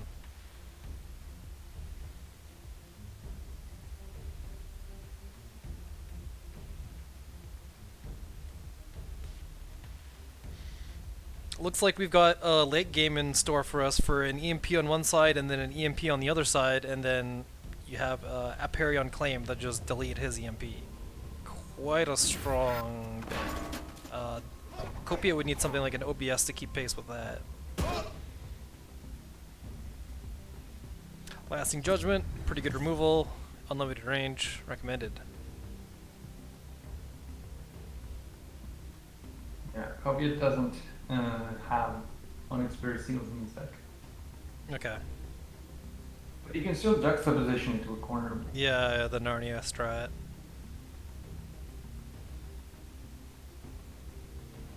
Replaces and finds a Kron, which is a little too bad, but is probably good enough to play anyway. Nothing else to do.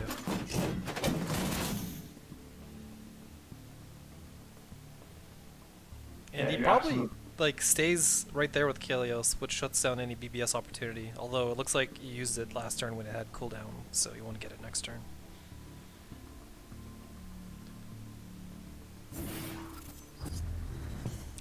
Chrome in the back it is. Okay. Yeah, Ooh. I got super lucky this turn with placing into a Circle of Life. Yeah, Circle of Life is the perfect counter. Because if I didn't, I would have needed to back off and hope for a good claim. So. Yeah, but this puts you back to even, actually slightly ahead. But we have a very hot draw here. Astral Crusader's finally made it and gets put back into the deck again, so he would rather have it as a 1-drop.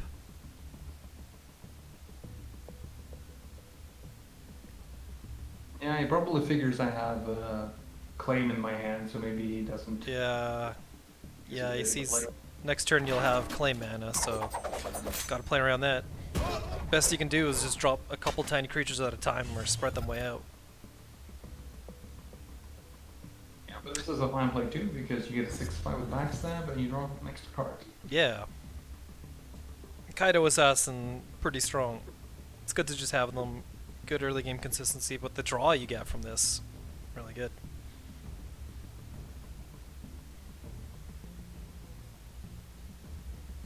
I have a very, very fun late game hand here. Yeah, into a long run. the Sun Drop is some nice insurance against a Songhai player, and this Conjure loves cheap spells. Of course, Copiate's hand is all gas all the time. Just haymakers all the way down. Yeah, but he needs to be careful to commit to a board when I have claims. So you need to. Yeah, so you can clean off the EMP. Oh no, he took a step down. He's in range of it now. Whoa! Okay, well, here's a gigantic Astral Crusader. It's definitely gonna be a target for one of these claims. He's probably gonna look to do the Zendo plus Astral Crusader turn to just take a gigantic chunk out of your health bar. Really strong duo. Yeah, do a good. How much is that? 11 damage. Yep. And then, if you consider the healing, it's even more value, because now you have regeneration. And this is a really funny provoke, because he would have loved to bait you off this healing circle, but now he's like stuck here. The play is probably drop a Astral Crusader above or below you, and then Zendo in the back.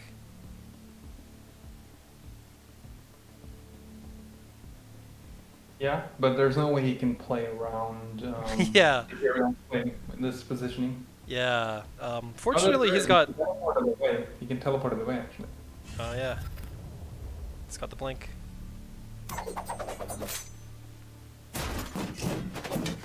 Yeah, if he can get his Astral Crusader separated from his Zendo. There we go. So this is a really strong setup for him. Because you basically have to take care of this Astral Crusader to not die next turn. And Zendo's back here to just eat another turn. Yeah, because I was feeling really safe leading up to this turn, but then I realized, oh, he can deal 11 damage from Yeah. turn. Yeah, and there's more Astral Crusaders in their deck, and they are this big and this cheap. You can just like rip a one drop out of nowhere. So it's really on you to try to clear both of them. Fortunately, you've got the pony here to just blow the Crusader up. Yeah, the opponent's better than Claim here, I think. Yeah. Because, I get the 3-2 and I'll get to develop board. So I think I'm content with not cleaning off both here. I assume you want to drop your Sun Drop Elixir immediately, right? Because you're within like spiral range.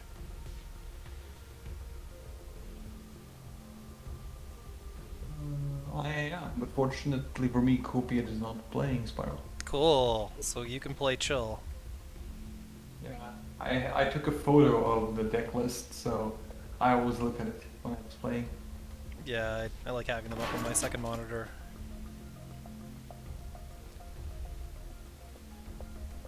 And now I remember why I'm taking so much time on this turn. I was thinking if there was a way I can use Pando to block up his Sendo, but I couldn't figure it out.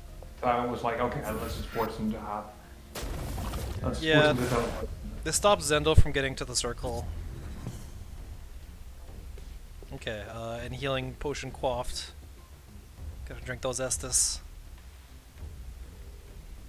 So his only gigantic creature option turns off his Zendo text, which is really awkward for him, but is probably still good enough.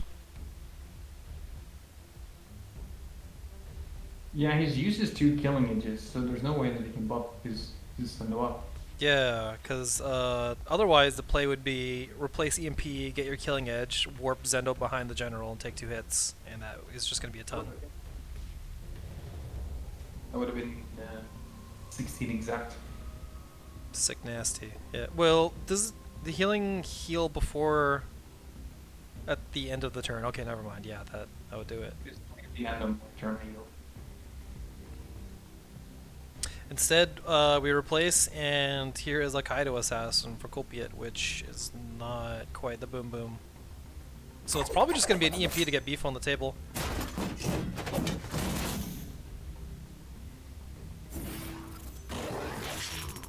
Yep, and he still needs, and he's still being mindful of claim, and he decides to take out now to spell 0 to Panda. Yeah, fading away with Zendo, which is interesting because it doesn't have text anymore, but he can bring it into the fight whenever he needs.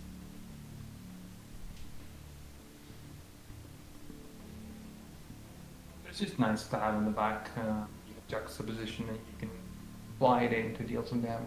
It's not a bad thing to have it around there. Yeah. And you want to play around claim. Yeah.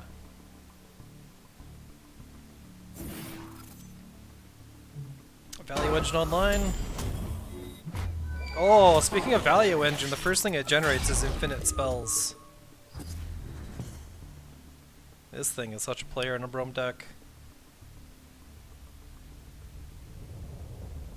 Yeah, also Fugitive was a really good match. But I don't have any cheap spells yet. Yeah, like I suppose you can get infinite copies of Claim, and that's kind of like a victory condition, but all it takes is another Zendo and another Astral Crusader or two, and it's flipped again.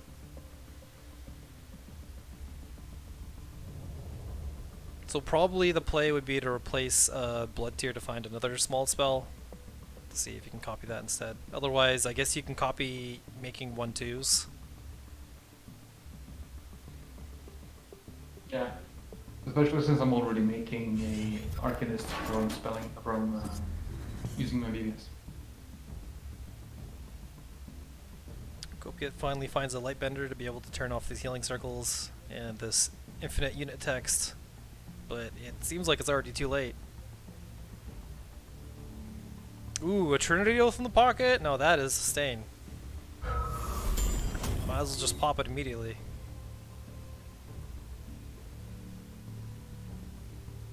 Yeah, I do draw one card too many though, as I feel a Circulus. Yeah, Circulus was a fake card anyway.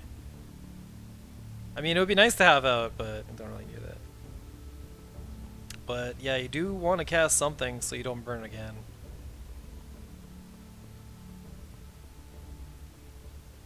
And if you drop the Fugitive, won't that give you a copy of Trinity Oath?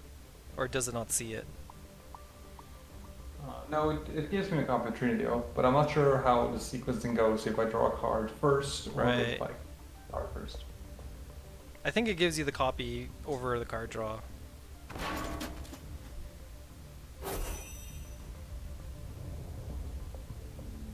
Yeah, so here I'm respecting the backstab. Yep. Well, I mean, like Paragon, which is was a little bit unfortunate considering his Astral Crusaders.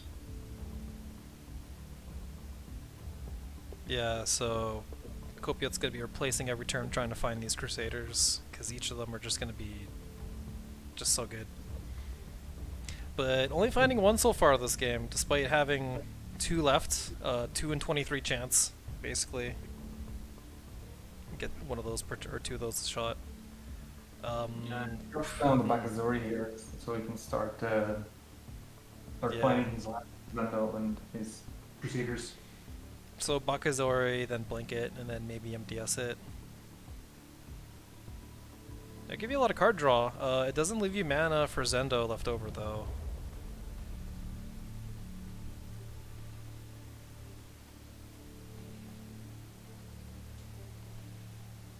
Yeah, I think the way Copiate wins this game from here is he needs to combo me down with his Astral Crusaders. Yeah. But he only has one Zendo left in his deck. Mmm.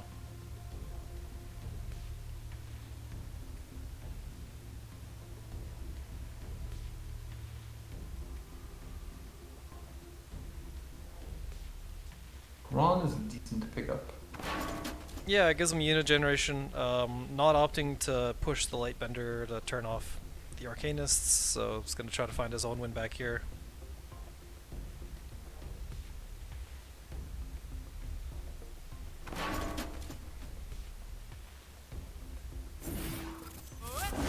Okay, I yeah. think he could move the Zendo 2 down there so that he wouldn't have to dispel. This is way batching. Yeah, you don't care about getting around the Lightbender with it.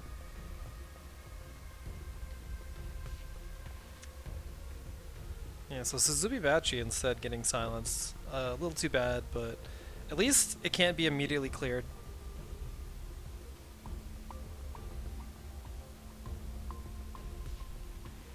Meanwhile, your hand is like so strong. Yeah, this is the time where Wizard Brome really shines. Yeah, as soon as you have 9 mana, and you always have 6 cards in hand all game. But you can just grind every card in the opponent's deck. There's a 7/7 for him to deal with.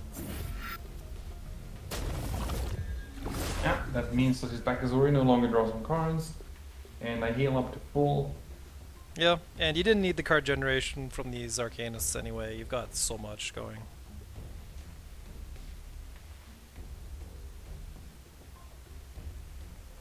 finally finds his Zendo, he could actually replace Kron, take 2 steps down with his other Kron.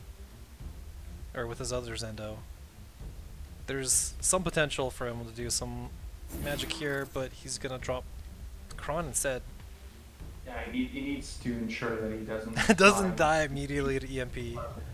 Yeah, that's gonna be a priority. He actually would have liked to have the provoke prisoner, but instead gets the broken one, which is usually the better one, but in this situation, I guess he can just send it forward.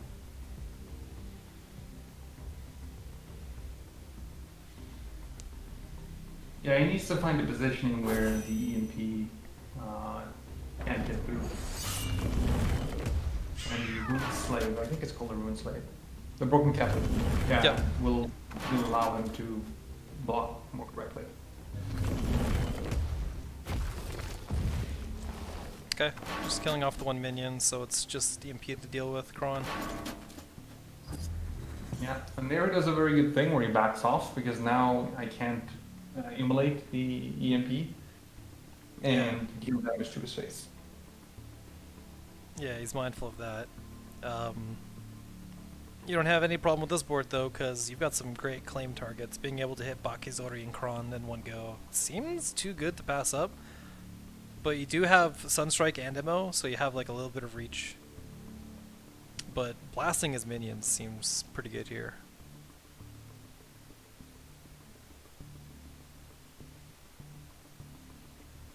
Yeah, I'm able to find my damage dealing spells here in my game. Yeah. Just, Copiate does not have any healing in his deck.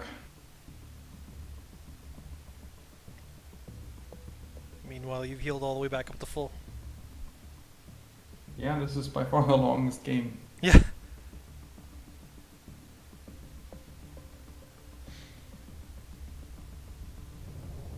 Yep. That's the thing about Brome. He doesn't lose, and he just wins on his own terms.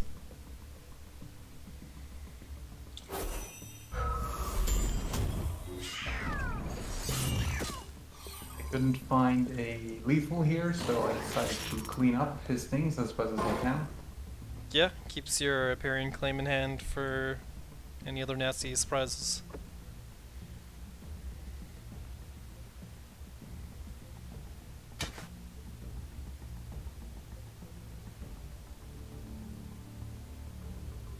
And it's nice to heal up EMP a bit, so it won't die to like a Phoenix Fire.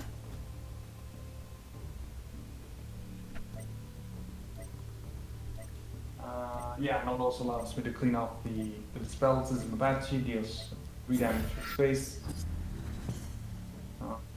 Because if the EMP hits, I can find the lethal because I have the Tempest. And you've got the Crestfallen behind you to block against backstabs. And having 2 provokes around you is such a shield. It's going to be hard. Of course, if he gets... Flame Wreath, of course, can clear it pretty quickly, but he's got to deal with the boom booms in his face.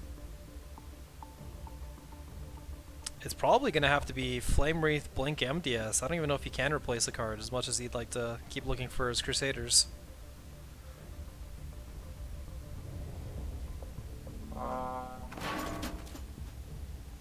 Yeah, he might have to replace the Zendo here if he's playing the Flame Wreath. I think you need to find your, as you're saying, your Crusaders.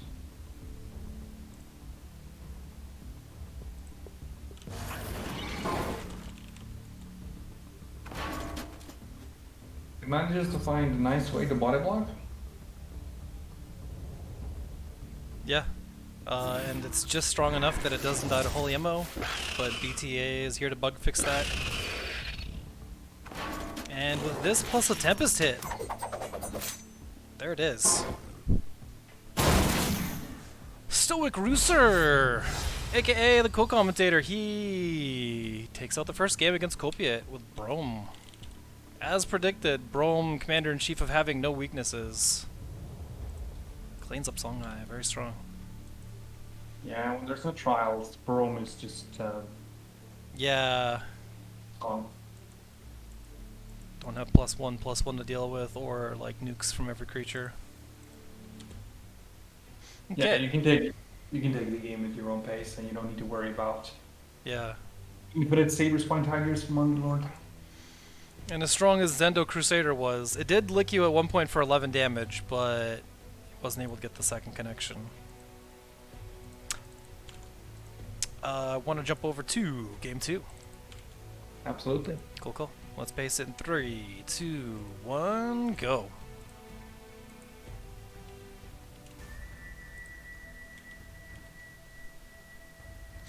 Okay. You're facing the Sif. And you've got Argeon. Yep, this time without the ro8 skin. This is a dream matchup for Copy It. Yeah. He's gonna have all kinds of low power stuff to steal. Like Ironcliff Guardians, for example. What a steal that would be.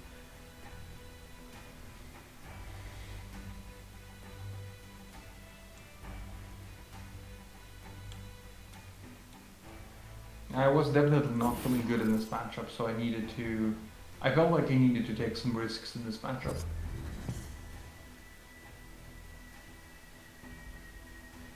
So now you've got the option of Sentinel that whiffs or 2/2 drops.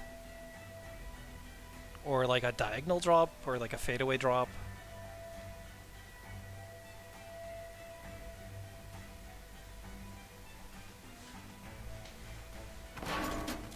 I decide to play the lone line here because with that reach, and it can double move, so I can take... Yep. I threaten both the top tile and the middle tile. Yeah. This is one of the powers of this Azurite line. You can place it back and it can still get there. Even if you place it a tile behind there, you can still get the mana. But putting it one forward lets it possibly take a bite at what's going on the bottom mana tile or jump somewhere else. Obviously incredible with Primus Fist. Yeah, although we see the Primus Fist on the Vitruvian side. Yeah, well, I have 2 Primus Fists in step 2 lurking, but what I'm really looking for in this game is to get the turn 2 Ironcliff next turn, because he's at 4 mana, so Yeah. he can't play a lot of arrows as well.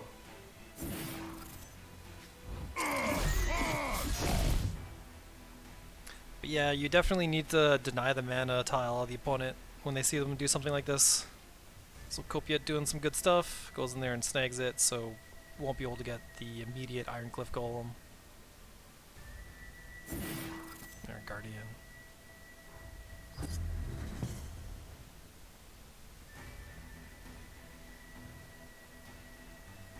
Yeah, so now the lion can double ramp, or I can double move to ramp, so I can get Ironcliff. Yep. Yeah, because you being at 4 mana right now, you could drop the Ironcliff somewhere good. Ideally locking down his general, but you unfortunately can't put it in the middle of all of this stuff. So something is going to have access to the mana spring. No, I can put it in the middle because it is airdrop. Oh yeah! Important keyword, airdrop. I was thinking Silverguard Knight again, but no, this is just the burly version of it. So I was really worried about him having, what is it, 1 mana card called that sets a minion's health equal to Siphon... attack? Oh, Equilibrium? Kinetic Equilibrium? No, Kinetic is the blast spell. Quality constraint. Quality Constraint. Yeah, that's where you set its health equal to its attack. Which Sif uses that as a removal. So if you would use that on a shrunken Ironclad, if you use this engine, that would be a 1/1, which would Yeah. be very... You'd be fine just bonking it with anything. Of course, what he would really like is to find one of his grapnels, minus this thing, and then cast it, which is like a 7 mana sequence, so it's some time out. So the earlier you get these things out, the better they are by a lot. Yeah, and that's why it's so important to get it down this turn, because the turn before he gets his 5 mana removal. But he still gets to dent it quite a lot. Yeah, that's a ton of damage on it. With very minimal counterattack. A lot of value out of this BBS.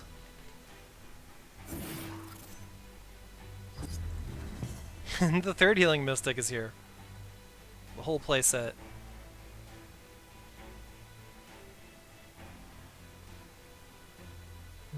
I'm looking for an immolation, but I can't find one. Yeah, that would be so perfect. Clear 2 minions, heal this thing back up. But as is, it's a pretty tough turn. Arclight Sentinel can take out one of these wounded guys. The cat can kind of contribute. This Blood Tears is in a really good position right now, because anything that goes down to 1 can get pinged with it. Perhaps the play is Healing Mystic, though, to keep your Ironcliff healthy. Force more things to trade into it. Could also take the mana. Yeah, I was thinking about if there was a play where I could clean off his entire board here. Yeah, because you can clear off one more Healing Mystic pretty easily. Okay, just gonna heal back up, and then you do have an option for Roar. It pushes things out of range of Grapnel a lot of the times. So it seems like a decent matchup, even though all of your stuff starts with really low attack.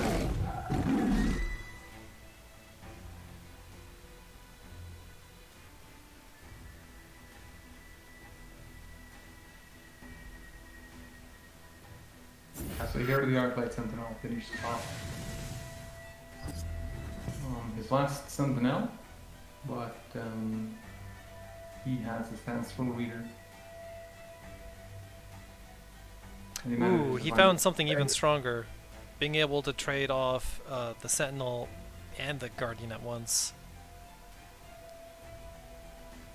Because Sand Swirl, it generates some with Sand Tile, but then it would return the Ironcliff to your hand at full health. And you work so hard to bring it down, gotta finish it. So it just takes a final slash there and drops this giant stat beast.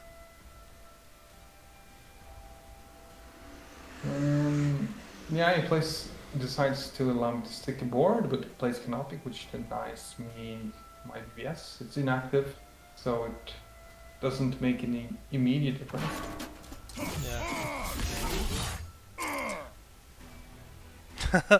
Yeah. Your Roar is actually 10 mana from the looks of it. Maybe that's how it was coded. I wonder if that means you can cast it if you've got spell reduction. Oh. Well, that's curious. Yeah, that's bound for testing. Yeah, yeah. Looks like a funny scenario to me. Maybe it needs to be 11 mana. Or maybe you just let them cast it at that point. So the Ironcliff goes outside of Canopic's reach, and this is me gambling a little bit. But when he has both Sensual Leaders and Blood of Air in his hand, yeah. Which is a shame, because if you were able to do a follow-up turn, Divine Bond would make it such a beast. As is, it just hands off +4 attack. Or you can cast it on one of your provokes to pop it up, but then, as you're saying, Vitruvian just have such quality removal between Blood of Air and the swirls.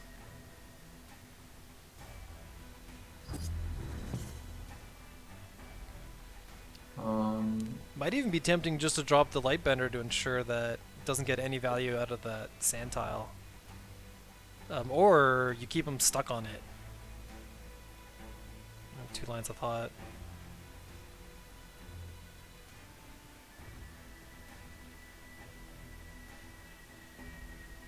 This 5th Canopic beast. Game's coming to a close. He has Grapnels, and I think he had Swarm Kings as well. Yeah, 2 Swarm Kings. So I figure I need to finish off the game real quick. So I'm just gonna gamble, and I'm gonna think he doesn't have a way to clean off another Ironcliff. In that case, you would go Ironcliff and then look to bond it next turn. Yeah, exactly. Then the other But I line don't of have thought any is, barrier in this list, so there's no way I can shield it from a lot of air. it's good to drop the Iron Cliff though to bait that kind of removal because it means your Litigris is more likely to stick. And if you give that thing a bond, then we're talking like 8 damage ranged. Real good. Yeah, but I'm also kind of getting close to dying here. Yeah, low health plus this 5th Canopic in the bag really puts you on a timer.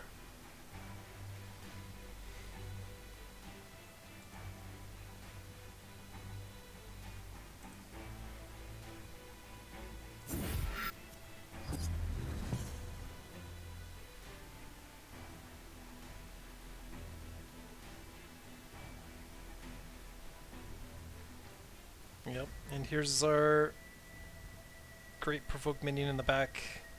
Multiple options to deal with at this point between EMP and Blood of Air. Opts to just transform it. That lets the Sentinel get cleared for free, and even has leftover mana for a heal.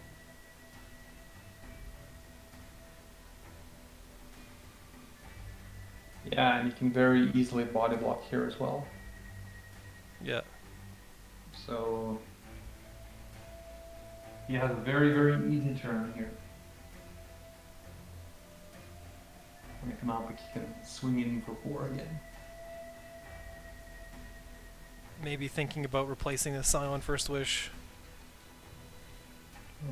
I think you always hold it because yeah, it's a free card, and when you have infinite mana, free cards are what you want. I think it's just thinking about positioning here and whether or not he's going to hit the 2 in the face, or you're gonna let the Wind Dervish do the dirty work. I would think Wing Dervish, and then you take 2 steps left, drop a Herald, or 1 step down.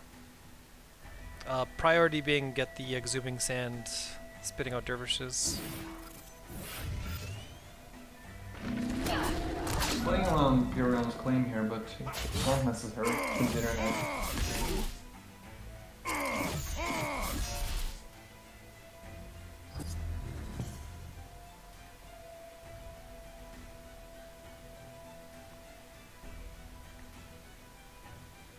Oof, tough stuff. Basically unwinnable with the quality of cards in your opponent's hand. The best that you could probably do is just drop a Provoke and hope for the best. You could also just like seppuku yourself right now between Tempest and this 4/4. I'm not dead technically, so I'm gonna keep playing in case he just nets. Yeah. Yeah, you gotta play to your outs and assume that they just don't have the perfect thing that counters it. You remember the lesson from earlier? Don't leave until it's over. This is drawing his 3rd Blood of Air, so anyway, EMP would have been enough either way. So yeah.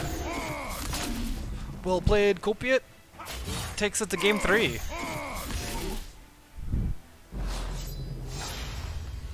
Getting there with Sif. Yeah, so far all these have gone to 3. Some GGs. Yeah, that's true. Yeah, some closer matches Both in this games, round. good players. Yeah. Ready for game 3? Yep. Let's go in 3, 2, 1, paste.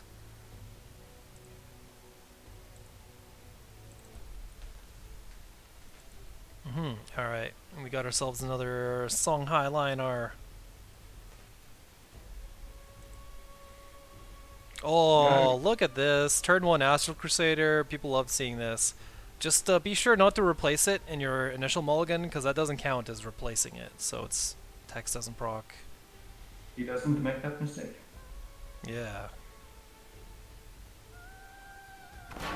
Oh, and he replaces and finds a Scroll Bandit. Yeah. Well He played. only had 8 drops in this deck, so he ran the risk of missing turn 1. Yeah. And then immediately drops or draws the Suzu right behind it. I think this is a poor play on my part. I think I should have played Silverguard here. I think this is Silverguard. very risky. Diagonally down, do you think? No, like the Sworn Avenger dies so easily. So I think Yeah. It at least can't be backstabbed. And it's not that easy for him. He actually doesn't have a kill on it right now. He's got 4 mana up.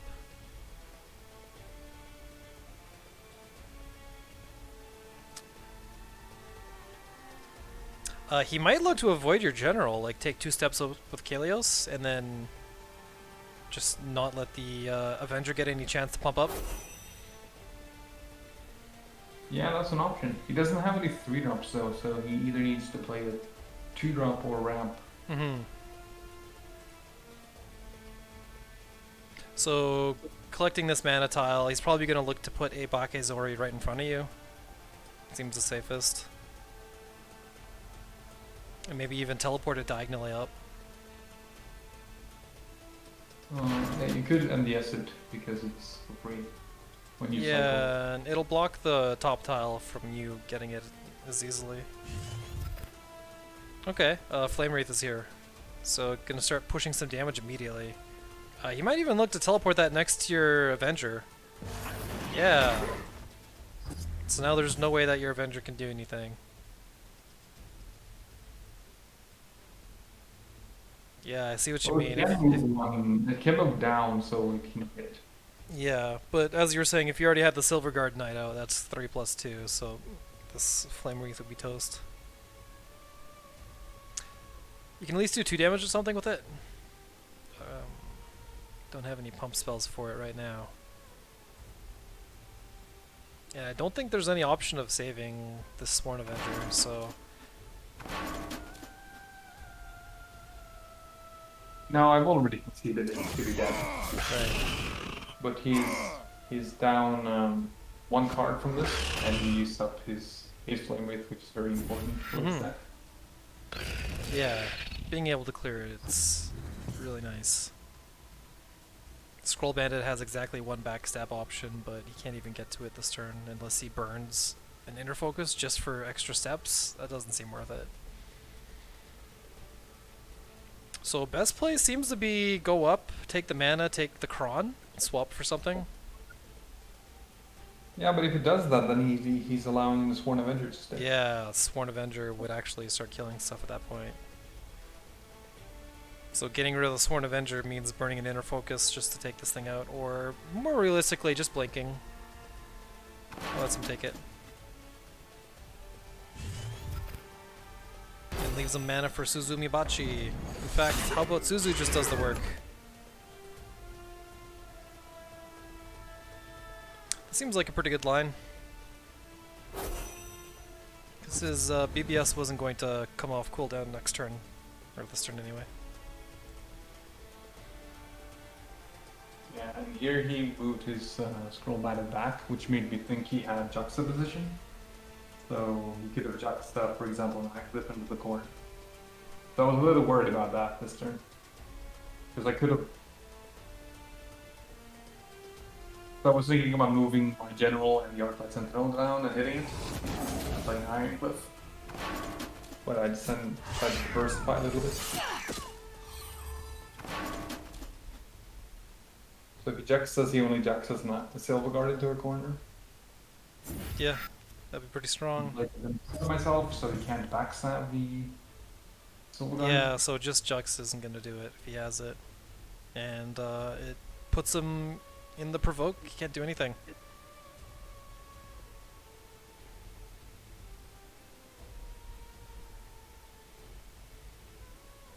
Perhaps now is finally the time to go Kron and then replace. Might as well replace this Astral Crusader. It is a 9/8 though, so it's a possible thing that he could just drop. But he's got other real minions to drop. Just replaces it, so it costs 1 now.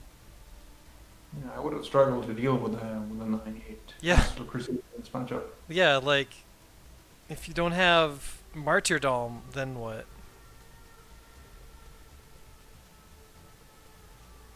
I guess it would have to be a claim or something gigantic if you could find anything like that in your lists. But if it's all minions and fair play, then if he finds those Astral Crusaders, they're going to be even bigger and cheaper, and he's going to be stoked because he's got the Zendo to go with it. So it's pretty dangerous. You're definitely going to want to clear him out as quickly as you can. So running in and clanging with the general seems like the play here. Like, of course, another play is you could take 2 steps down with your Silver Guard Knight, kill the bandit, but you have to bring your general along with. Yeah, that's something I didn't want to do. So Yeah. I'm considering the tiger's position here.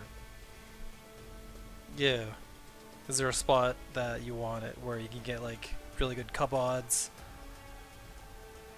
Ideally guaranteed cub, which usually involves planting Litigris right in its face.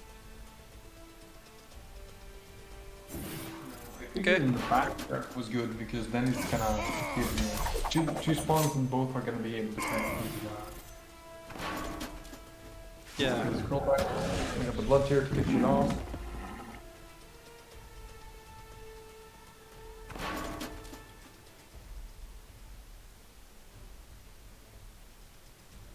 And the blood tier also Perfect timing. Good mana efficiency. Unfortunately, the keyword on this thing is only frenzy instead of something really dangerous like ranged or flying.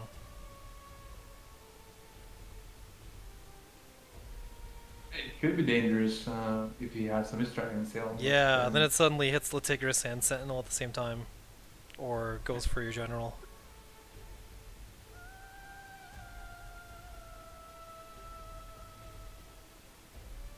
Still got the option to replace to find it, but these are decent cards already, so just thinking through the lines. Perhaps Kron number 2 before a replace would be the play, and then just get a real minion factory going.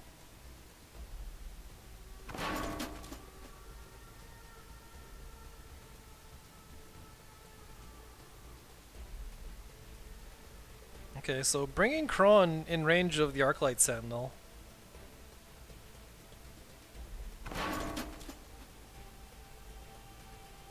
Yeah, and he still doesn't have any way to deal with the tigers here. I feel like you should have done a diagonal step up instead.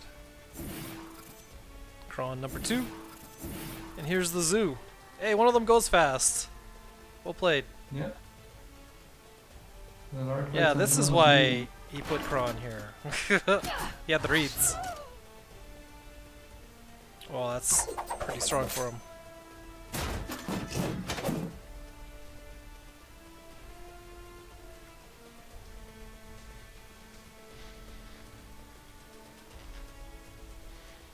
And he can blink the last Kron up to clean up my Silver Guard. Yeah. It's going for it, even though it's going to be a 2-turn cooldown.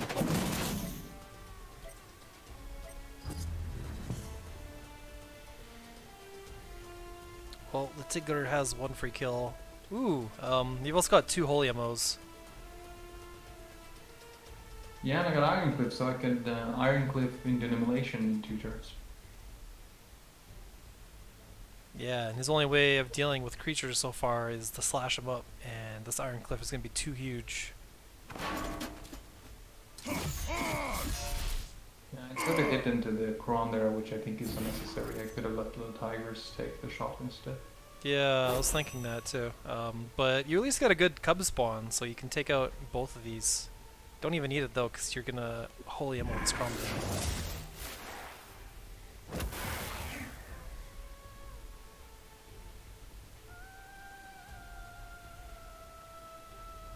Might as well send the cub in.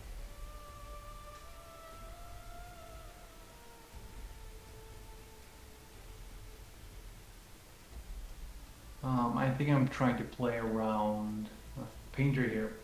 Oh yeah. Okay. He doesn't have a lot of reach to drop a really good painter though. Like there's nothing for him to get into Litigris. Okay, you're seeing how far you can get it in. But 2 steps down lets him do a diagonal painter and turn off Litigris. Yeah, I realized I want to make this play, so Oops. yeah. But I had the Immolation. Yeah. I wasn't Yeah. terribly upset by the play. Yeah, like even a baby panda can close the game out, it's no problem. And you have a lot of refill in your hand. Looking good. Copia's still fishing for combo pieces. Has 1 activation of this Flame Wreath, which is really not enough. But it's kind of awkward. You gotta play the imperfect turn or do nothing. And I don't think passing is the play. Like, drop a Kaido Assassin or something? Yeah, or just back 2 off plays, I know. But Yeah. if you're making that play, you're risking it dying to the ranged. Yeah, Zendo at least messes up with the roar, so you can't roar Litigris. So that could be a pretty good play. 2 steps left, drop a Zendo somewhere, hopefully draw or replace into an Astral Crusader in the next turn, and just go from there. Probably thinking about how this Kaido Assassin factors in. Instead drops the Flame Wreath, which is here to clear the Cub. And slightly too strong to clear otherwise, but you could just roar.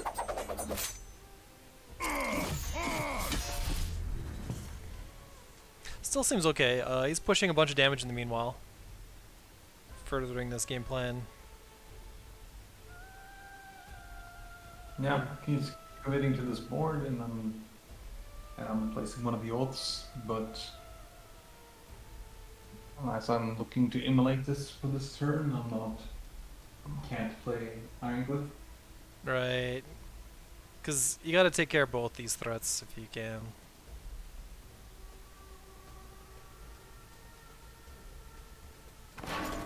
Looking for the Cub to take the damage from the Flame Wreath. Pretty good.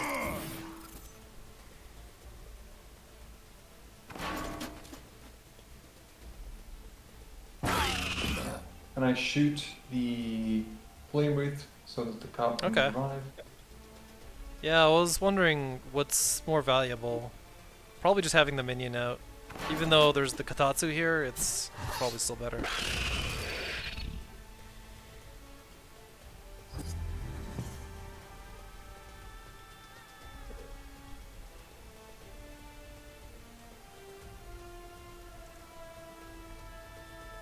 Katatsu's pretty decent to clear off this minion, but I feel like you gotta swap and find the combo. Same time, you're risking not finding anything better here. Yeah, if you replace Katatsu and find like a 2-drop creature or something that doesn't do something immediately, there's a real chance that this just downgrades and then the game gets a lot harder. But having the extra card draw of this spell might even be easier, like slightly higher odds. It hands off an extra turn though, but he wasn't going to get lethal anyway, so he's just thinking through, could this Kotatsu be it? Yeah, might as well. Like, let's see, draw a card. Even if Zendo doesn't get played, then he'll go up to 3 cards in his action bar. Hopefully they're both Astral Crusaders and then he just wins on the spot. Well, hopefully for him, that is. You're not going to want to see any more nasty combos out of the Zendo. Instead, he gets 2 Scroll Bandits. Yep, and I move in and attack, and that gives me an automatic Cub. Yep. And, because I have a Primus Fist, means Tigers can clean it off. Clean off the Zeno. Yeah. You can't roar it, but you can pump it up. And then you would hit it for 4? I can roar it because it hasn't moved yet. Right, yeah, you take 2 steps up with it, of course. It's just the general that can't move. And then with Zendo gone, he can't replace and find both halves of his combo at once.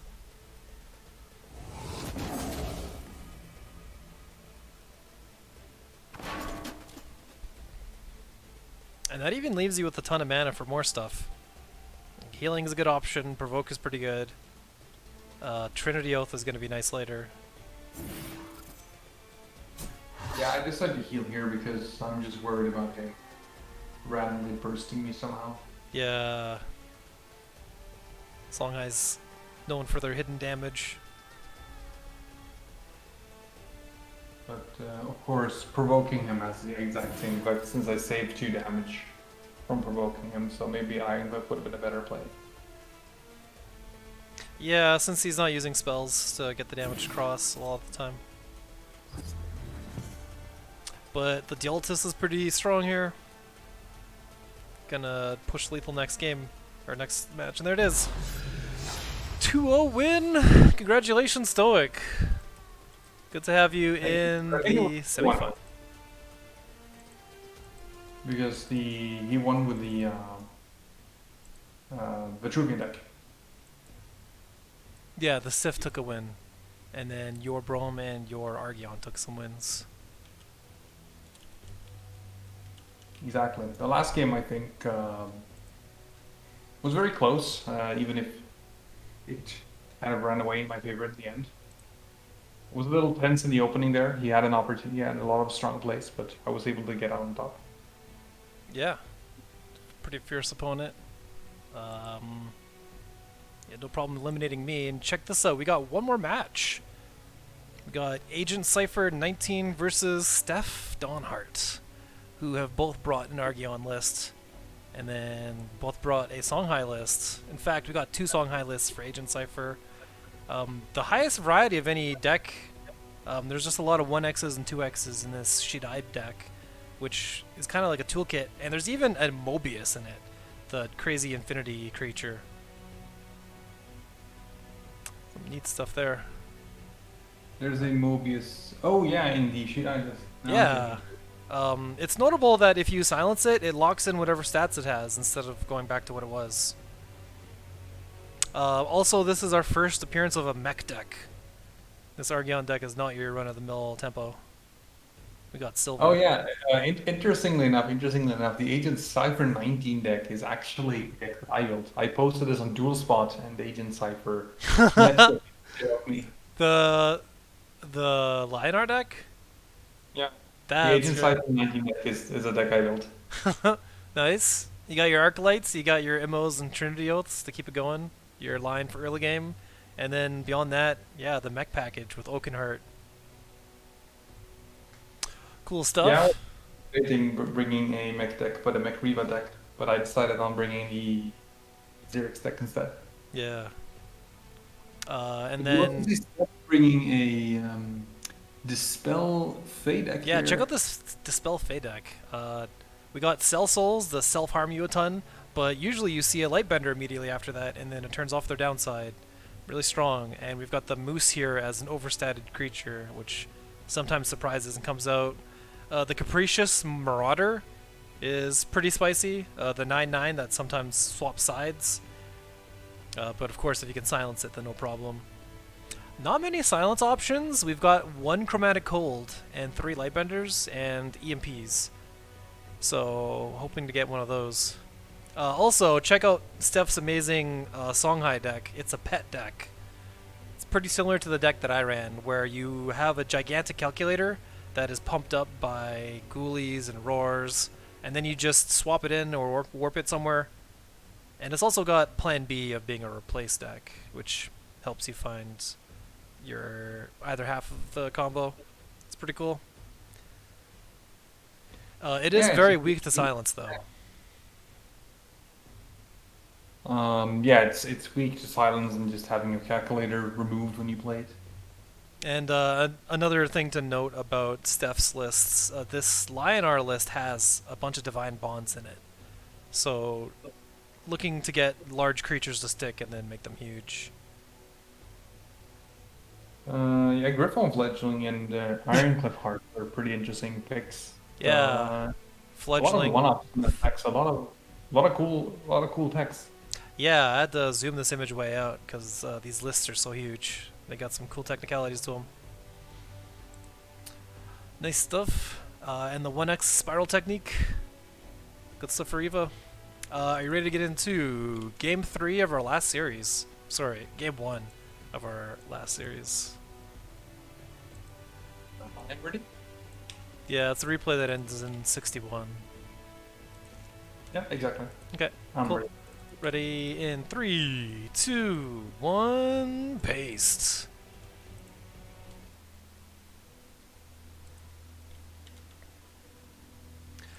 Boom. check out Steph's cool stash of banners. We got Songhai and Vanner wins, along with the Gauntlet top 20.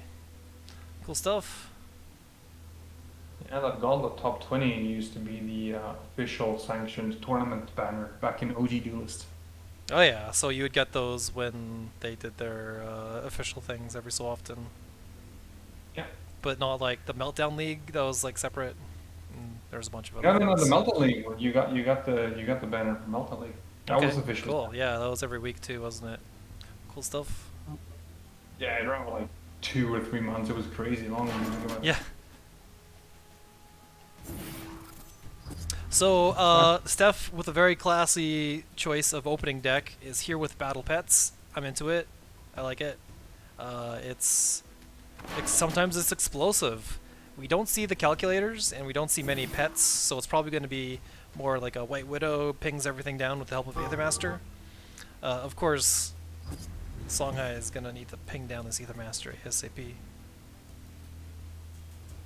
There is one turn to White Widow and go nuts, which seems worth it.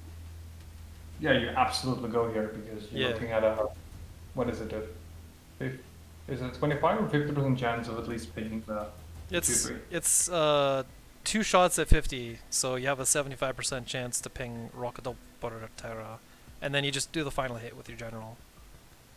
And then meanwhile, it also throws damage around. It's a gigantic threat.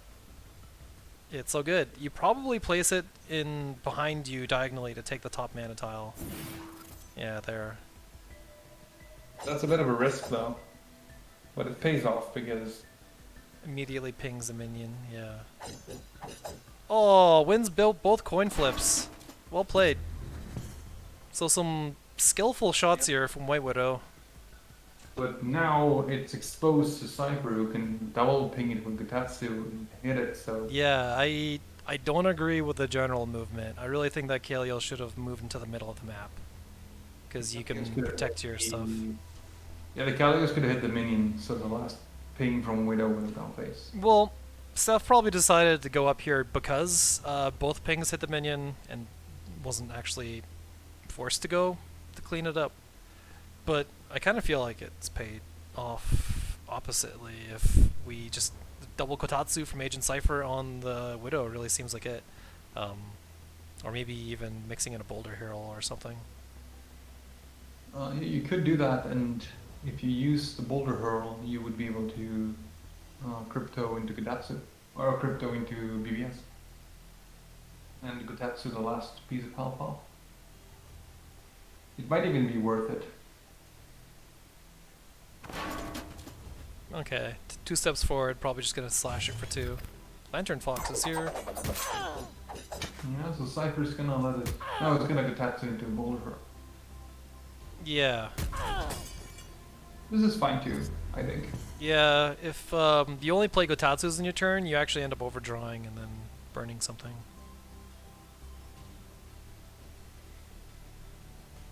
So the replace not finding the calculator, instead finding a way to wake up pets. So this Yun effectively has Rush. If it's a 5 mana turn. It might be worthwhile to drop the Spelljammer to find more combo pieces, because you're happy stuffing your hand with pets or calculator.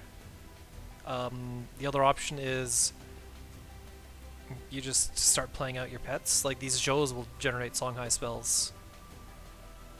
Yeah, you play you play the Yin and the Zhou, because then you get a big 5/4 and then you get a spell. Gigantic board. It seems better than Crimson Coiling to hand off more Phoenix Fires. I actually ended up cutting, I think, all of the Crimson Coils from my deck. I might have one left in it, but yeah, it's possibly going to be good. We'll see. Aethermancer nice and snug in the corner. Yeah, she really values the replace there too, so she can find her combo pieces, or maybe she wants to find the White Widow.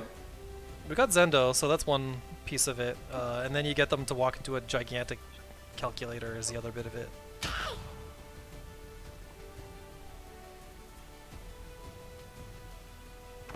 Yeah, but then you need to find the calculators. Calculator is 4 mana, isn't it? Calculator's 4, yeah.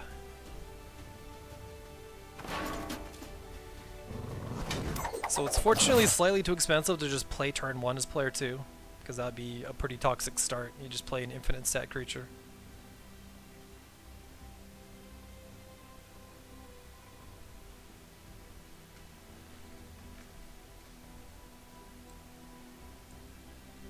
So this play means that Cypher will mill 1 Phoenix Fire.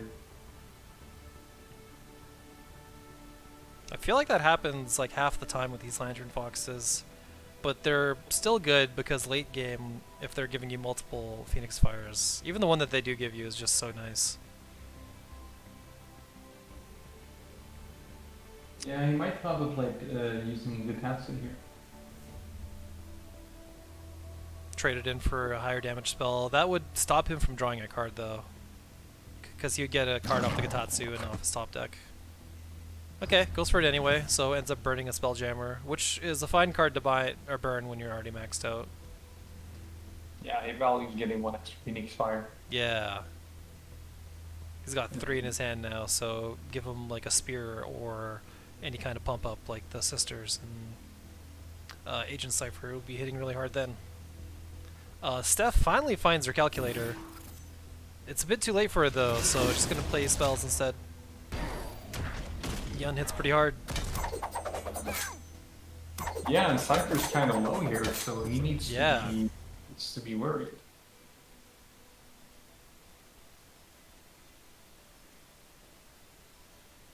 But he does find an 8 gates.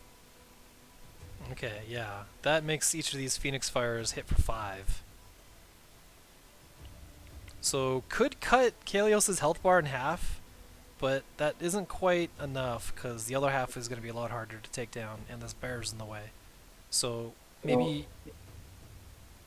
if he actually 8 gates into Phoenix into Thunderbomb, he would have dealt him 5 damage, 7 damage. Right, and the 8 gates Thunderbomb would have cleared both. Instead, just opts for the raw Thunderbomb on the bear. Gets Yun off the table. I'm thinking about it whether it was worthwhile using the 8 gates on the Thunderbomb there, but you decided against it. Yeah, this 8 gates is going for a lethal turn against the general, I guess. And Steph does have Azure Heralds in her deck. She just hasn't found them yet. Yeah, they got swapped out earlier to find more pets to beef up Calculator, which got played as a pretty tiny minion. 5/7 at least is tanky enough that it's going to take multiple spells to take down, or it's going to bait an OBS, more likely. But an OBS casted on that is one not cast on this show.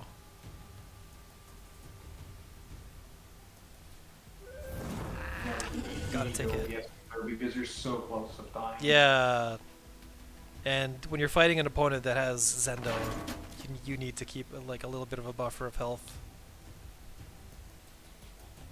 Yeah, I think you play the Cryptographer here into another VBS so that he's acting so now that you block off the damage from Joe. Yeah. Because with the 2 damage off the Cryptographer, with the Heartseeker, you have lethal with the 8 gates triple Phoenix Fire. 15 plus 2. It's an 8 mana play. So Steph needs something immediately. Alchemist is nice to just be able to pick off one of the Heartseekers. Yeah, Crimson Coil would also be good here. It would allow the Joe to die as it would. So yeah, and then what if that just hands off a spiral technique or something?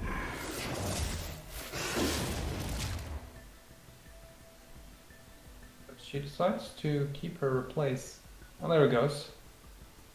Eternity Keeps the Painter, gold over Joe. not ideal.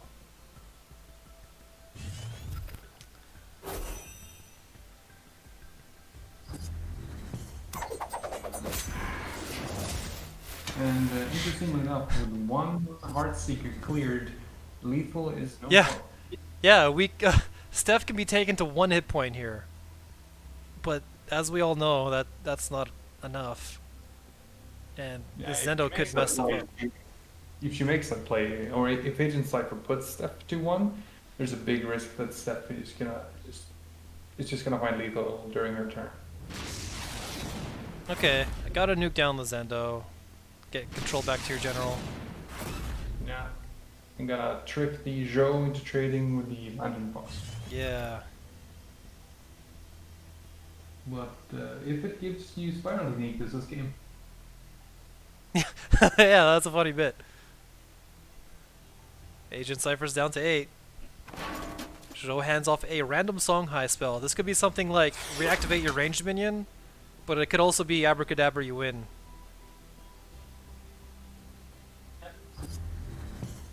Maybe it'll be Pandemonium. Nope. There's a 0 mana Gutatsu, which is not terrible. Yeah, that's functional. Takes out a range.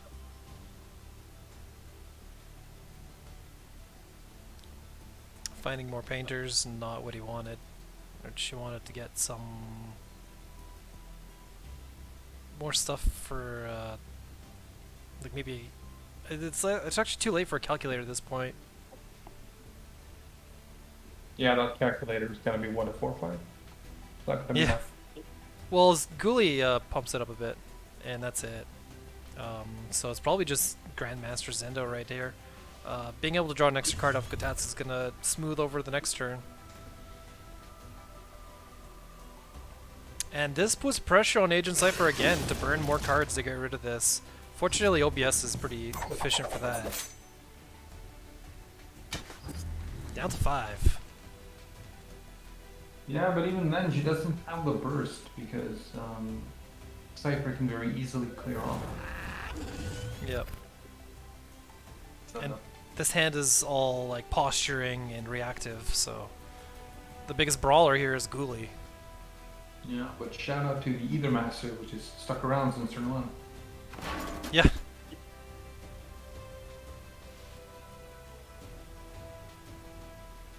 There's a pretty good chance Steph can replace her way out of this, having 2 cracks that replaces. Finds a Spelljammer, that is too slow. It's a really good card, but I think it is a turn too late. I think you replace Ghoulie here, and or maybe you replace the. Oh, Kron! You're too late. This is such a good thing to have with the Aether Master.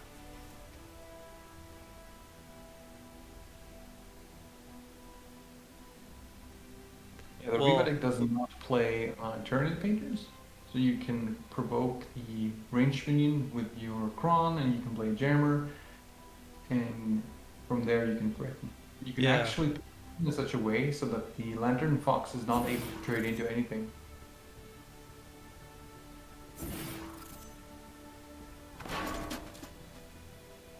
No, the Lantern Fox is going to have an option to bonk into stuff, though, which might have been the misplay.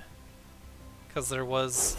You could potentially move Kron enough over and use the Pandos to block it. She decides that either Master has to go, and either Master's trades with the Lantern Fox. So we have 15 pocket damage. Again, just 1 off lethal. Yeah, Crescent Spear is what's gonna do. Replace Geomancer, find Crescent Spear, or keep Geomancer for a guaranteed win the next turn. You have to replace it. Yeah, because yeah, you're dead next turn if you don't. You have to find your Crescent Spear. It's the only way. Otherwise, you're spending all these spells just to take out this one minion. And then losing your Spear Spelljammer. skill would also do. Yeah, so you get another Phoenix Fire. Yeah, you don't want to find the 4th copy of something that you have 3 copies of when you're doing a replace. So here we go. What gets nuked? It's got to be Kron. This buys you another turn. And face. Yeah. 2 for face.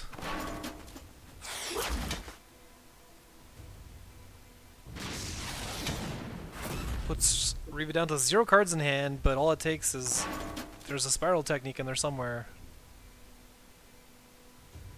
Holding on to a Phoenix Fire? Oh right, ran out of mana. Can only throw so many of them out.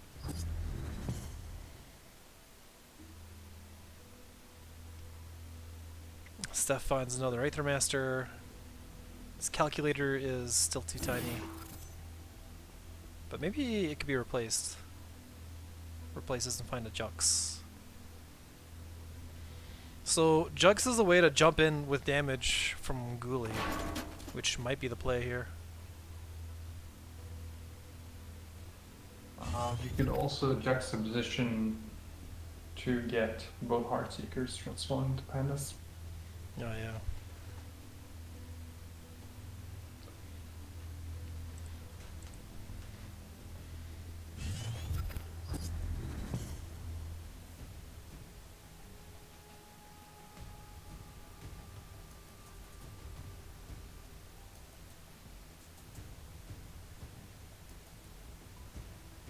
Agent Cypher now has the opportunity to play Geomancer, Yep. and with Geomancer he can use his VBS Phoenix Fire. Yeah, crypto refreshes that. So there's a double BBS at some point. No use in doing it now.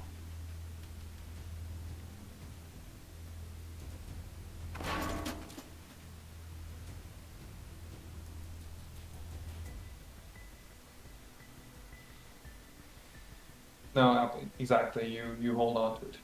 So I think Steph needs to replace maybe like a Ghoulie or something and find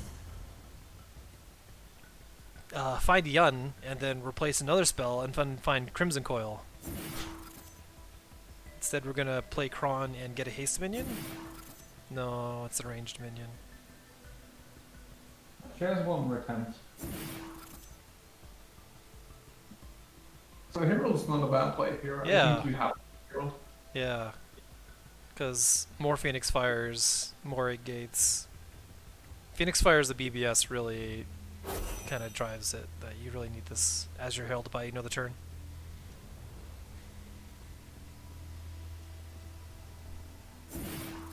And Kron is finally putting attack power on the board, so Steph can look to clear this game. Yeah, and you can see how she really values this Ether Master Yeah. linking it away. Spiral Technique has finally appeared.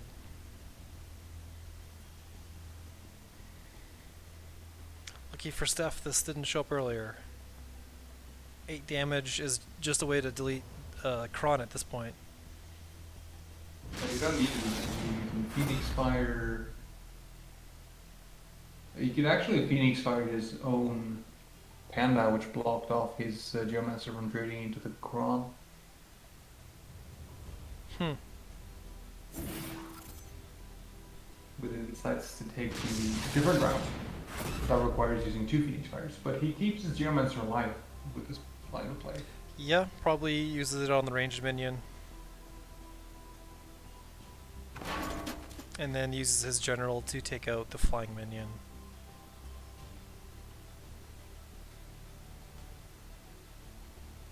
It puts Ancient Cypher at 3. So a single Zendo off the top is game. Yeah, I think also Crimson Coil is lethal, because I think Crimson Coil should reactivate Ghoulie. Yeah. Ghoulie will get rushed from that. So Steph has 2 opportunities to find Gitetsu. Card draw is like more opportunities. Takes out a Heartseeker. But the line you mentioned, you gotta replace it to try and get it. Yeah, it's a show. Which is fine. Maybe this will find a Phoenix Fire. Yeah, but you can blink the Herald, so maybe that's why she decided against using the Gitetsu. Right. Looking for something more high impact.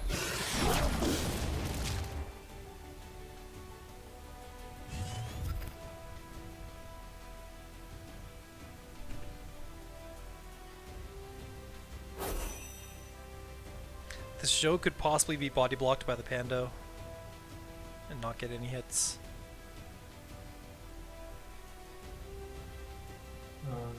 Yeah, that's... You probably have to play around that, or you just assume that the spell that will be handed off is like inconsequential. I think you do just deny him. Not play. Doesn't play the ghoulie, values the additional card.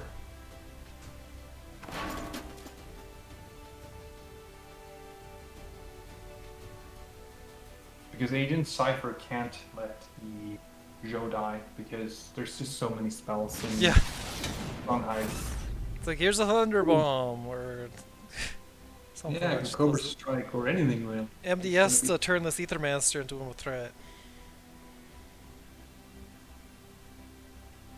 Instead, Onyx Bear Seal has appeared for Steph, which, I mean, it'll shrink the Geomancer, but isn't quite it.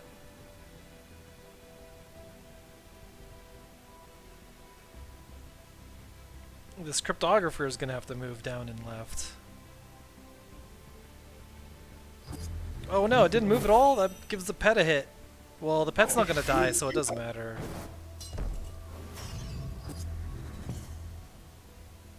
Yeah, it's really the next point that matters. You're stuck now? Yeah, you're... Found a calculator. Well, here's a 4-3 and... Or it's a 4-5, no, 3-4. Might as well drop them both. Or keep the ghoulie as a replace option. But it's probably more useful on the table. Yeah, I think I would have played it last turn. If I were set. Yeah, holding on to it a turn at least gives this calculator a use. And it's being blinked out of range of the Geomancer.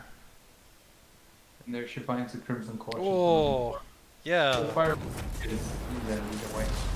But yeah, Spiral Technique goes over the top. Steph found her lethal combo, but it was one turn too late. Agent Cypher wins the first game with Riva. Yeah, no luck for the battle pet. She'll have to give it another shot. Yeah. On games. Yeah, I don't know if it'll be run back again, but with Riva out of the picture, maybe. Are you ready to go into game 2?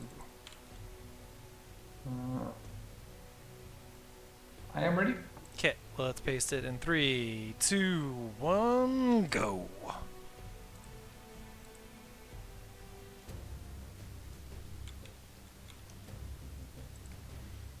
Okay, we've got Faye here for Steph. Agent Cypher is now on Shidai. And we've got Dispel to help deal with the Arcana spam.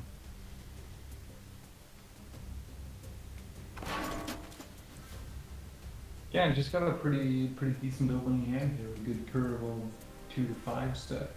Yep, Faye's loves to see this crypto turn 1. But Cypher also has a good hand here. He's just missing the Maldies, but... Yeah. He can place this Illusionist on the bottom row or the back line. It's going to be a good value generator. Scroll Bandit's also consideration. I think he wants to really protect this Illusionist, so I'm expecting it to be placed diagonally behind. Maybe even... No, I don't think diagonally... Okay, forward. This gives Steph an opportunity to trade. Or it would. Yeah, but it gives him two illusions. Yeah, and this completely walls out the mana tile. So this is a pretty strong start. And considering he has a Jammer in hand Cypher, he's not worried about going -1 card. Yep. Steph has this 4-5. She could drop Cell Soul being something that could be dispelled the next turn by this Lightbender. So pretty good sequence. It's also tempting to throw out the BBS at some point this turn because you refreshed it, so it's going to come back next turn anyway. Yeah. She's replacing here. I think she probably wanted to find a Chromatic Cold or Blood Terror to deal with a Oh yeah. Chromatic Illusionist, so... Now Cypher is going to get another turn of generating 2-1 illusions. Yep. I would think the play is Diagonal Step, Cell Soul, BBS. That seems pretty solid. It's not a lot of ways for Shidai to go in and clear it. Unless, I should go in there with the Kotatsu and clear it. In these formats, so you don't need to worry about. Yeah. Like, normally on the ladder, if this was Shidai's starting turn, you'd have to think about your next game, because this game is basically over. You should just, like, take the mana, get the Kindling, swap some stuff around. Yeah, she does have the Lightbender, and she does have the EP, so she has some neat ways of answering Arcanist. A very defensive positioning in this whole Yeah, I think this is a good spot, because if you do go for the mana play just to get the extra one, it does get traded down. And the 4 extra damage kind of matters against like somebody. fall behind Faye here. It would have been. It's in the relative position, and yeah. We will see.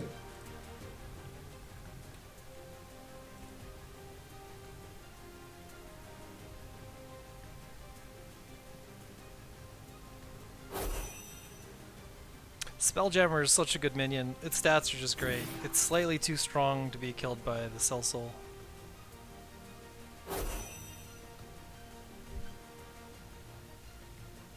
Yeah, and you see here the Kotatsu coming out, allowing him to draw many cards and get an additional illusionist. Agent Cypher is valuing keeping his Arcanist illusions alive over just trading them in for more damage. As you can see, he just drew this Owl Sage, so can start pumping them up. Lightbender doesn't kill the illusion, but does turn off the factory. Yeah, and now step. And the Cell Soul silence is, yeah, really relevant there.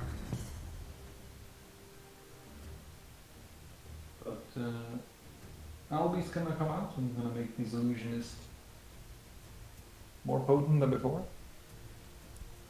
Yeah, nigh unkillable. Can be really strong. The Owl Beast's one weakness now is it's got 3 hit points, so if you silence it, the Slightbender can actually trade with it.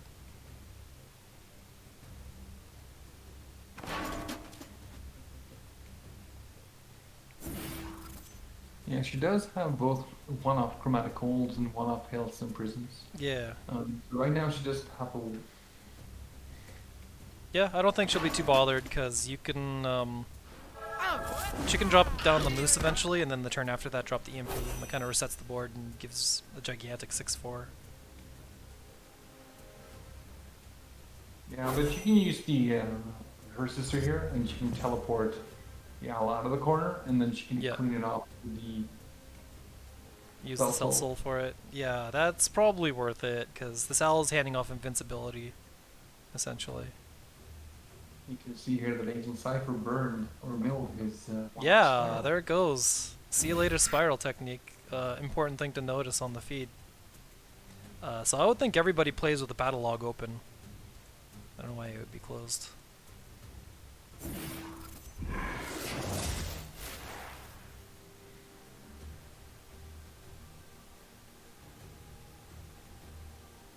So she decides to not tap into the Owl Beast instead of using the blood here. And decides to get rid of the jammer, probably doesn't want Cypher to draw any cards. yeah. And the BBS with its super fancy new lighting effect. Yeah, that is pretty neat. Tints everything dark except for the column. Seems pretty good.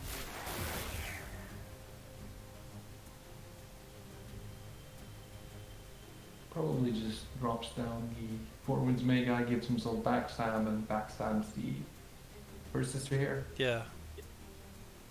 Gives him a small heal. And no backstab though. Yeah.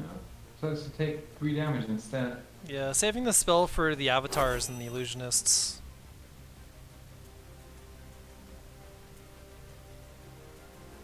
In that case, I guess dropping the Mana Forger is the play. Yeah. Stronger next turn. Yeah, so Steph just now counting down for next turn, and she can play the EMP. Yeah. Mana Forge is funny. It reduces your non-bloodbound spell, but the spell you get from your bloodbound is non-bloodbound. So Kotetsu is gonna be a free cantrip.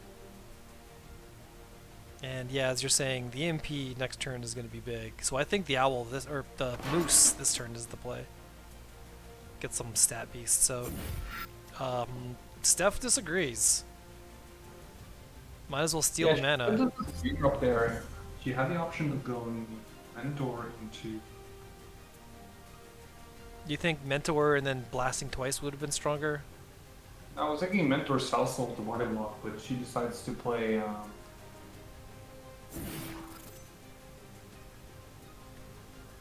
The Malicious Wisp. Yeah. But Cypher is unlucky in not drawing his Misdragon Seals. Yeah, so it's going to be kind of a slow turn. Dropping the Illusionist and the Avatar is still pretty good development, though.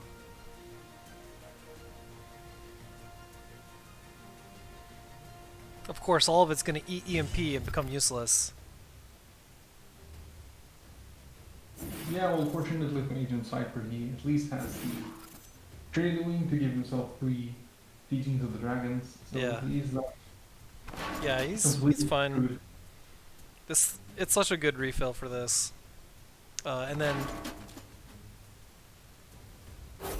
these things are still Arcanists, so there's a chance that an owl or something can come back and get back to pumping them up.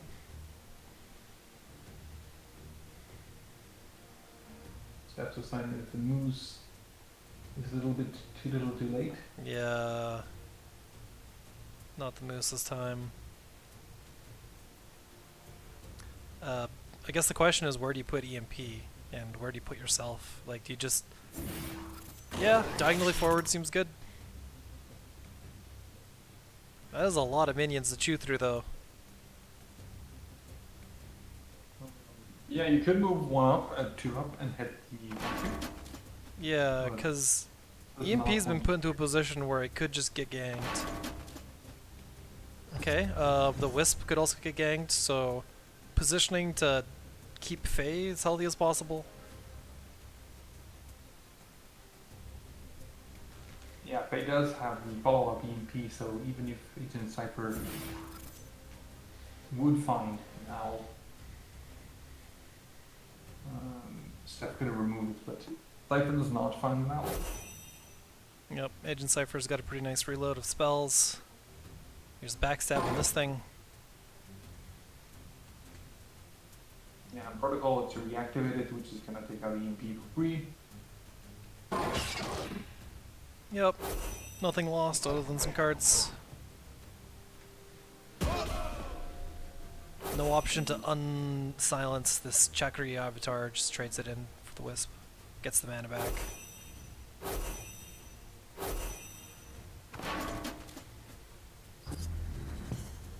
But Steph's got decent way to come back. This Bloodbound Mentor is really good late game, and how about 2 of them? Yeah, but she has to worry about the 4/4 Trinity Wing, which can fly and... Yeah, Trinity Wing will just kill them, but Steph don't care. Yeah, she's going to... Go for the nukes. Has this Cryptographer to really pop off, but this Trinity Wing is flying in here for sure.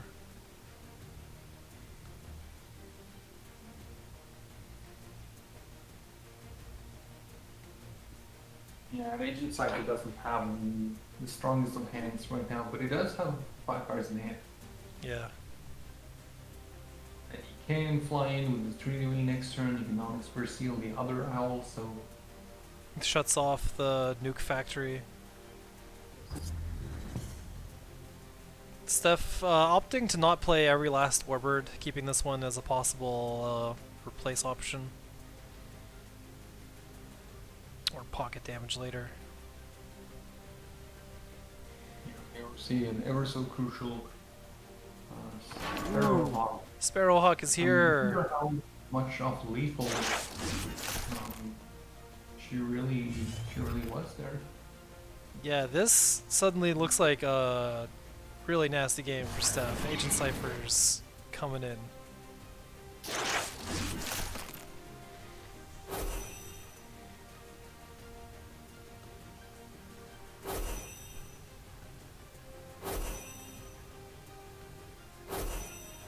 Yeah, I'm wondering if actually Agent Cypher had lethal this turn. Yeah, maybe. Just ignore all the minions. Just go face. Because he had 9 with the waning and the 4 wings, and he can hit with. I think he could have hit with 2 of his things. Yeah, can't get damage from the Katetsu, but at least has these lessons for another 2 damage nuke. I think there might have been people. Regardless of the play, he put himself in a really strong position, and the EMP here is just not going to be enough to swing this game for Steph. Yeah. Oh, hold up. We actually have the combo here. At 9 mana, you can Scorn and Luminous Charge. So dropping 5 of these, it's kind of awkward, but the 5 and 4 power creatures can be taken care of, as well as all the little guys. The Sparrowhawk can't get hit by the combo, though. I think you just do it to clear your face right away. Gives you some space. Yeah, but you think you can hit the Sparrowhawk because it takes 1 damage from Scorn, so it's enough to kill it. Oh, yeah, yeah. Okay. So there's a full clear option, maybe. Yeah, maybe. I'm not the best at playing Luminous Trenches, so let's see if Steph Donut impresses here with some good position. Yeah, I don't see a way to kill the Illusionist at the top while killing everything else. It doesn't have any text, so that's not a problem. Oh no, you actually, I think you can do it because the Blistering Scorn will deal 1 damage. Yeah, so it's either you clear that or the Sparrowhawk. Oh, never mind. Yeah, of course. 1 damage from the Scorn and 2 from the 1 bomb that hit it. Yeah, that was quite impressive. Wow. That was a really Yeah, that was such a table turn. Steph was like 100% dead there, but incredible replace. He swung what seemed to be an essentially lost game. Yeah. Now she's in a very strong position because the Cypher doesn't have burn unlike the last list. Yeah. So options are they can turn the Scorn into a tiny panda, but then there's no forward movement being progressed. Like there's no attack damage. Meanwhile, Steph's hand is like gas. We got some reaction. We got some damage pushing. So definitely a possibility for recovery here. Otherwise, just this is our last game, and Agent Cypher closes it out 2-0. I think Steph, it looks like Steph has a pretty good chance of swinging this game. She has some big beaters here. Yeah. It's gonna take some serious draws and replaces to get this one stabilized back again for Agent Cypher. Needs like another Illusionist spitting out units or something. Even then, anything that comes out and starts doing cool stuff gets silenced the next turn. Yeah, and another thing is that Steph's BBS will always deal 2 damage. Yeah, it's a game. No. Agent Cypher would need a Geomancer to keep pace.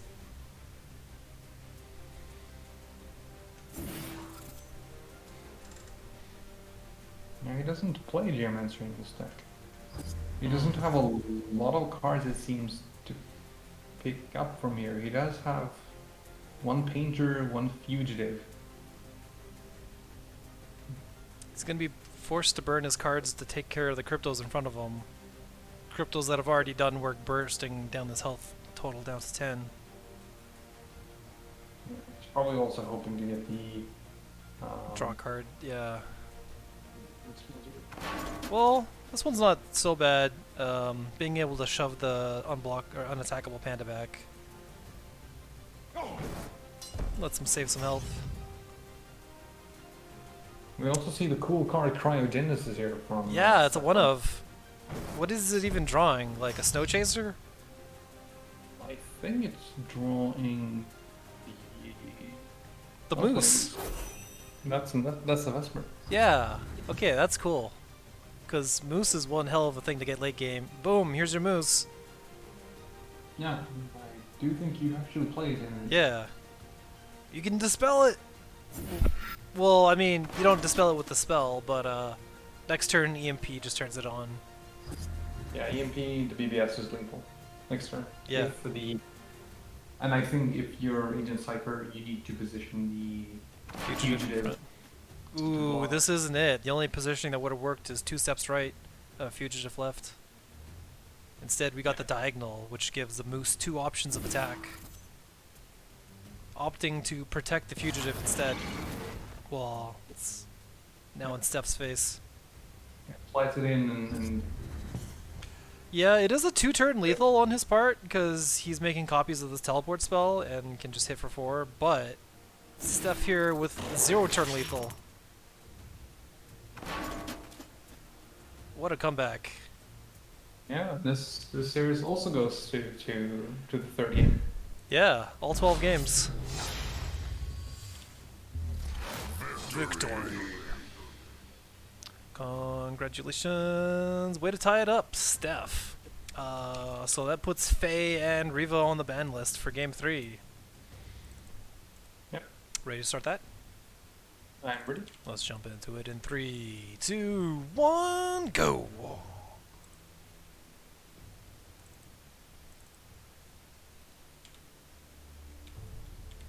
Alright, check it out. We got Vitruvian. Is this the right replay? Whoops! Let me get the right replay. Agent Cypher versus. I think I messed up when I was swapping the numbers around to make them all start with odd numbers.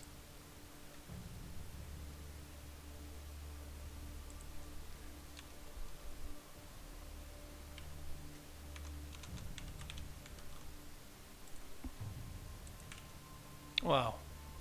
Was I... Let me just grab this thing.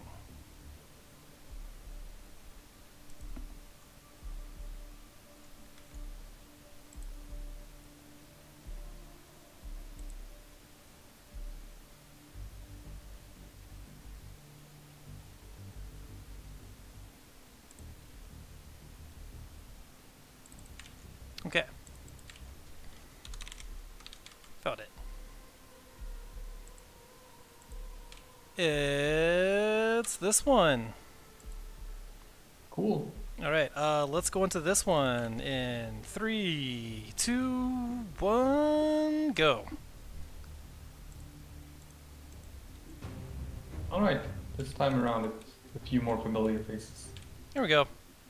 And we are in fact not casting Sag. We got Songhai. That sounds a bit more like it. Yeah, Songhai does feel like the most popular faction to have picked in this format. Or in this Yeah. tournament. Linar is actually slightly more popular, but we'll see how that shakes out in the next rounds.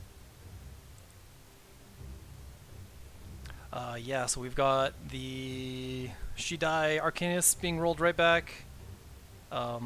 First is Pets here for round 2. And we actually have Calculator in the opening hand. So might be a strong play next. Aethermaster's here too for some consistency.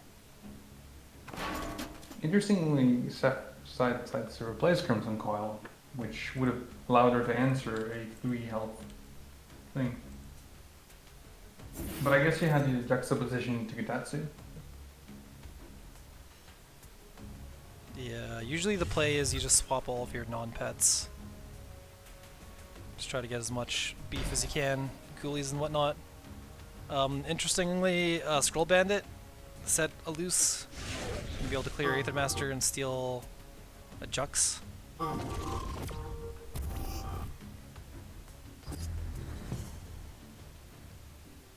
This Owl's gonna be happy to see a Jux. Unfortunately, it does have a pretty decent follow play here. Yeah. Where she can throw her up on top tile and Gitatsu the... Yep. Gutatsu probably a stronger choice than Bloodseer because you can get an extra card draw, keep your hand maxed.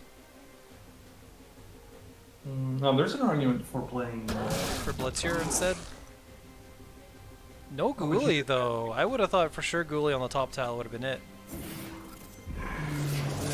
Maybe she kept it for calculator, but I'm really Yeah, that wondering if that was the correct makes play to sense. make. Yeah, keeping Ghoulie in hand checks out, because this calculator really likes it. Interesting technology here. We have an air pride beak to heal back up.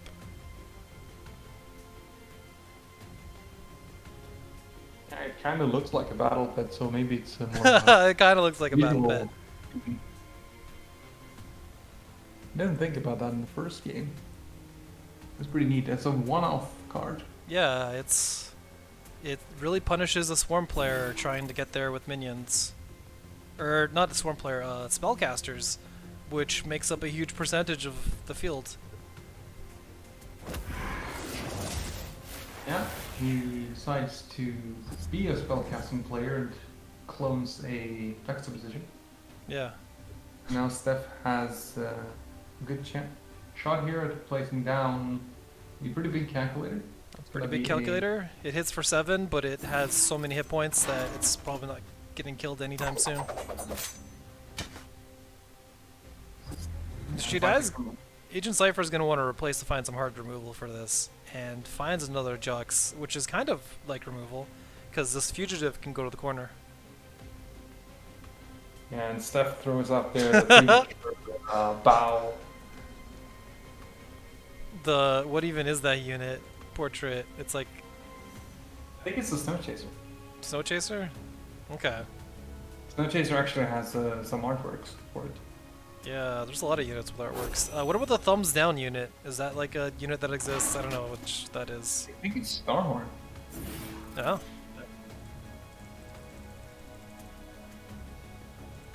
Neat. Yeah, decides to go with a pseudo removal path and just Yeah, puts calculator in the corner. This is pretty fine because you get as many juxtapositions as you want. This fugitive is just gonna hand them out. Ooh, can I interest you in copying a spiral technique? It'll take a bit to get there though.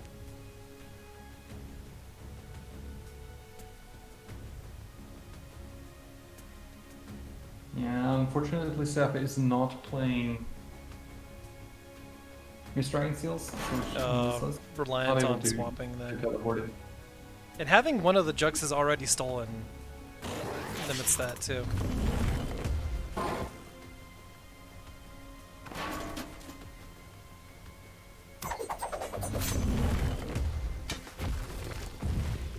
Next turn is going to have Zendo online, which is going to be pretty nice. Probably drop a spell jammer to celebrate. Yeah. Yeah, now she finds her Jux, which is going to be huge for Yeah. her. The Cypher doesn't have a very strong hand here. He has the Onyx for Seal to get rid of the oversized calculator. Pretty necessary for the game to go on. Otherwise that just warps in.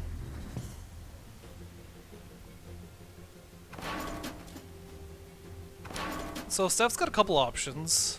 Can spam the board, can do the Zendo thing, can do the Yun plus Crimson Coil. I'm feeling that Zendo is the best. Although Shidai already has a ton of health, so she's not gonna mind. But can't... Well, we have an Eternity Painter to deal with it right away, so it might not end up being the best play.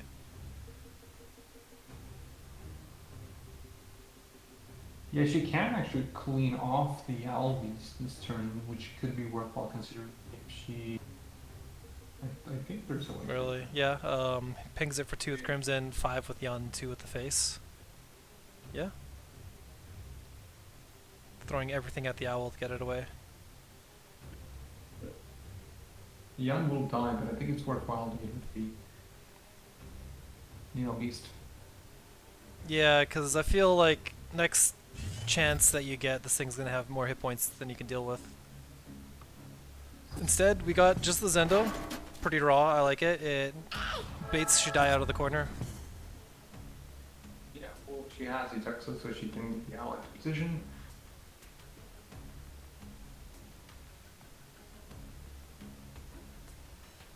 And she has Painter to deal with Zendo.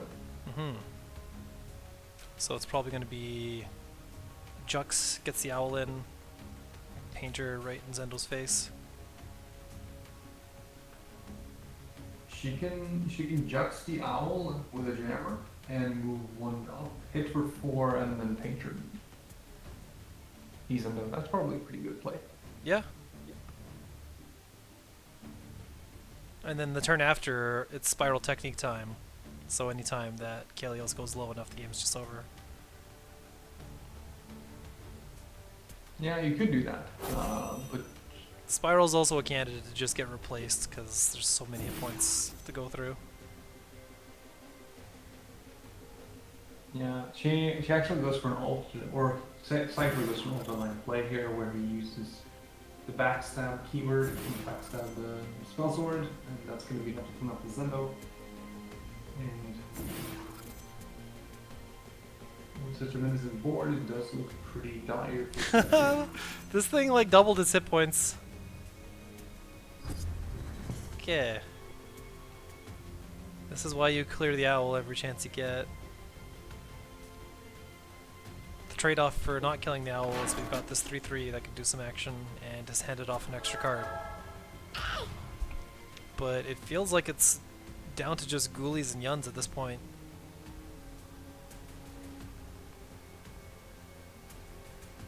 Maybe just 2 ghoulies? Okay, drops the yun stat beast. Might want to reactivate it. Double who was play, you could have attacked to the 2-1 and hit for face.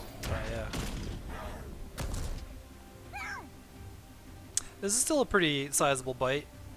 Good swing, down to 11.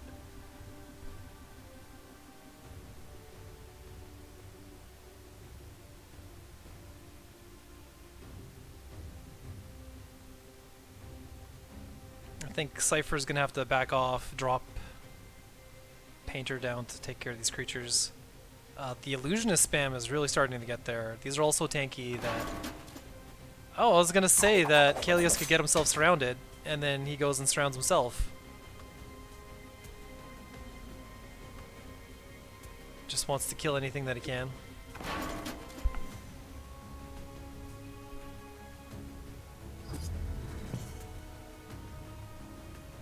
Yeah, draws up a full healthy hand at the end of that turn.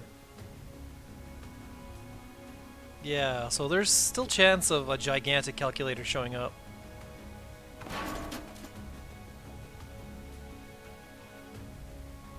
Cypher is probably just going to transform both of these minions and just fly the enemies in and do for damage. Or he's just going to use the enemy's infinite health. Yeah, that thing can just fight with anything it wants. Because it's a battle pet, it's gonna... Yeah, telegraph what it's doing next turn. So then I think the play is something goes below Kalios to really keep him boxed in. If there's anything that can be played, and it's just going to be a raw Painter.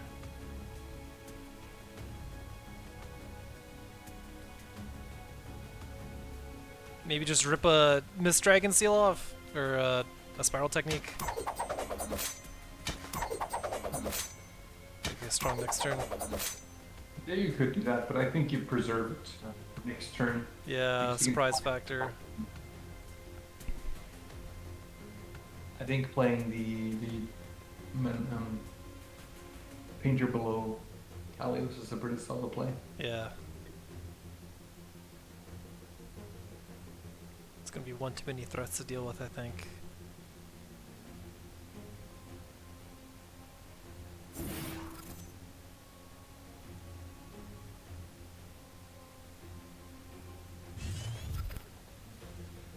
Here it is, the full surround.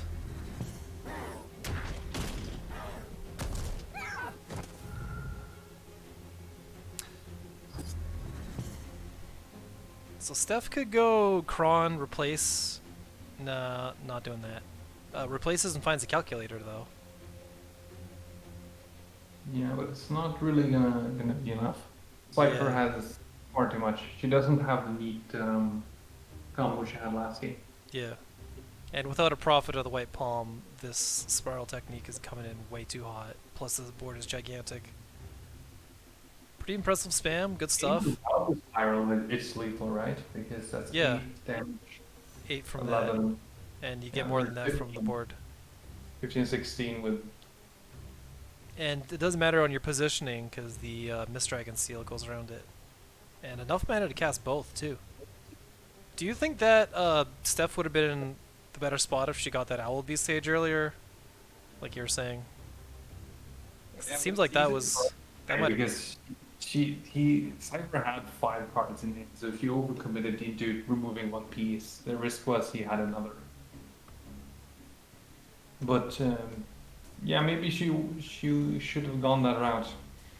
But that's easy to say when we have access to Cypher's hand as well. Yeah. That probably is just going to have to find a decent spot, put the painter. Yeah. This will panda-ify a couple units. Yeah, Pretty good, actually. Making 5 mini good pandas. there. Yeah. Only really leaves the owl.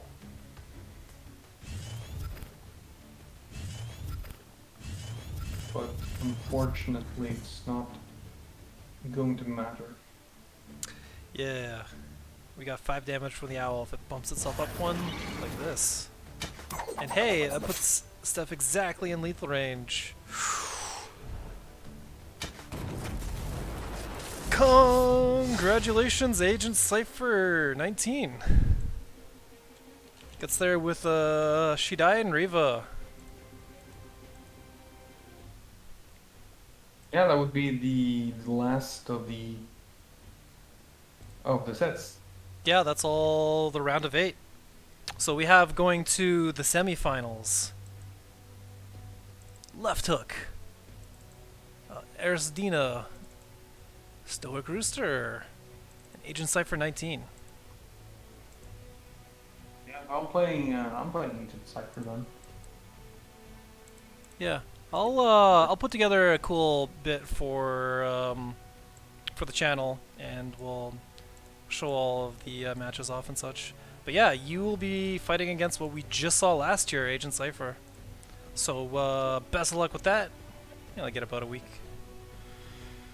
And thanks for coming on to do some co-casting, Stoic Rooster. Yeah, it was great.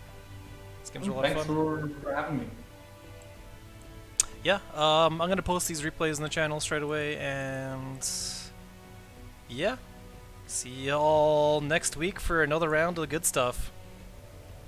See you next week. All right, adios all. Bye bye.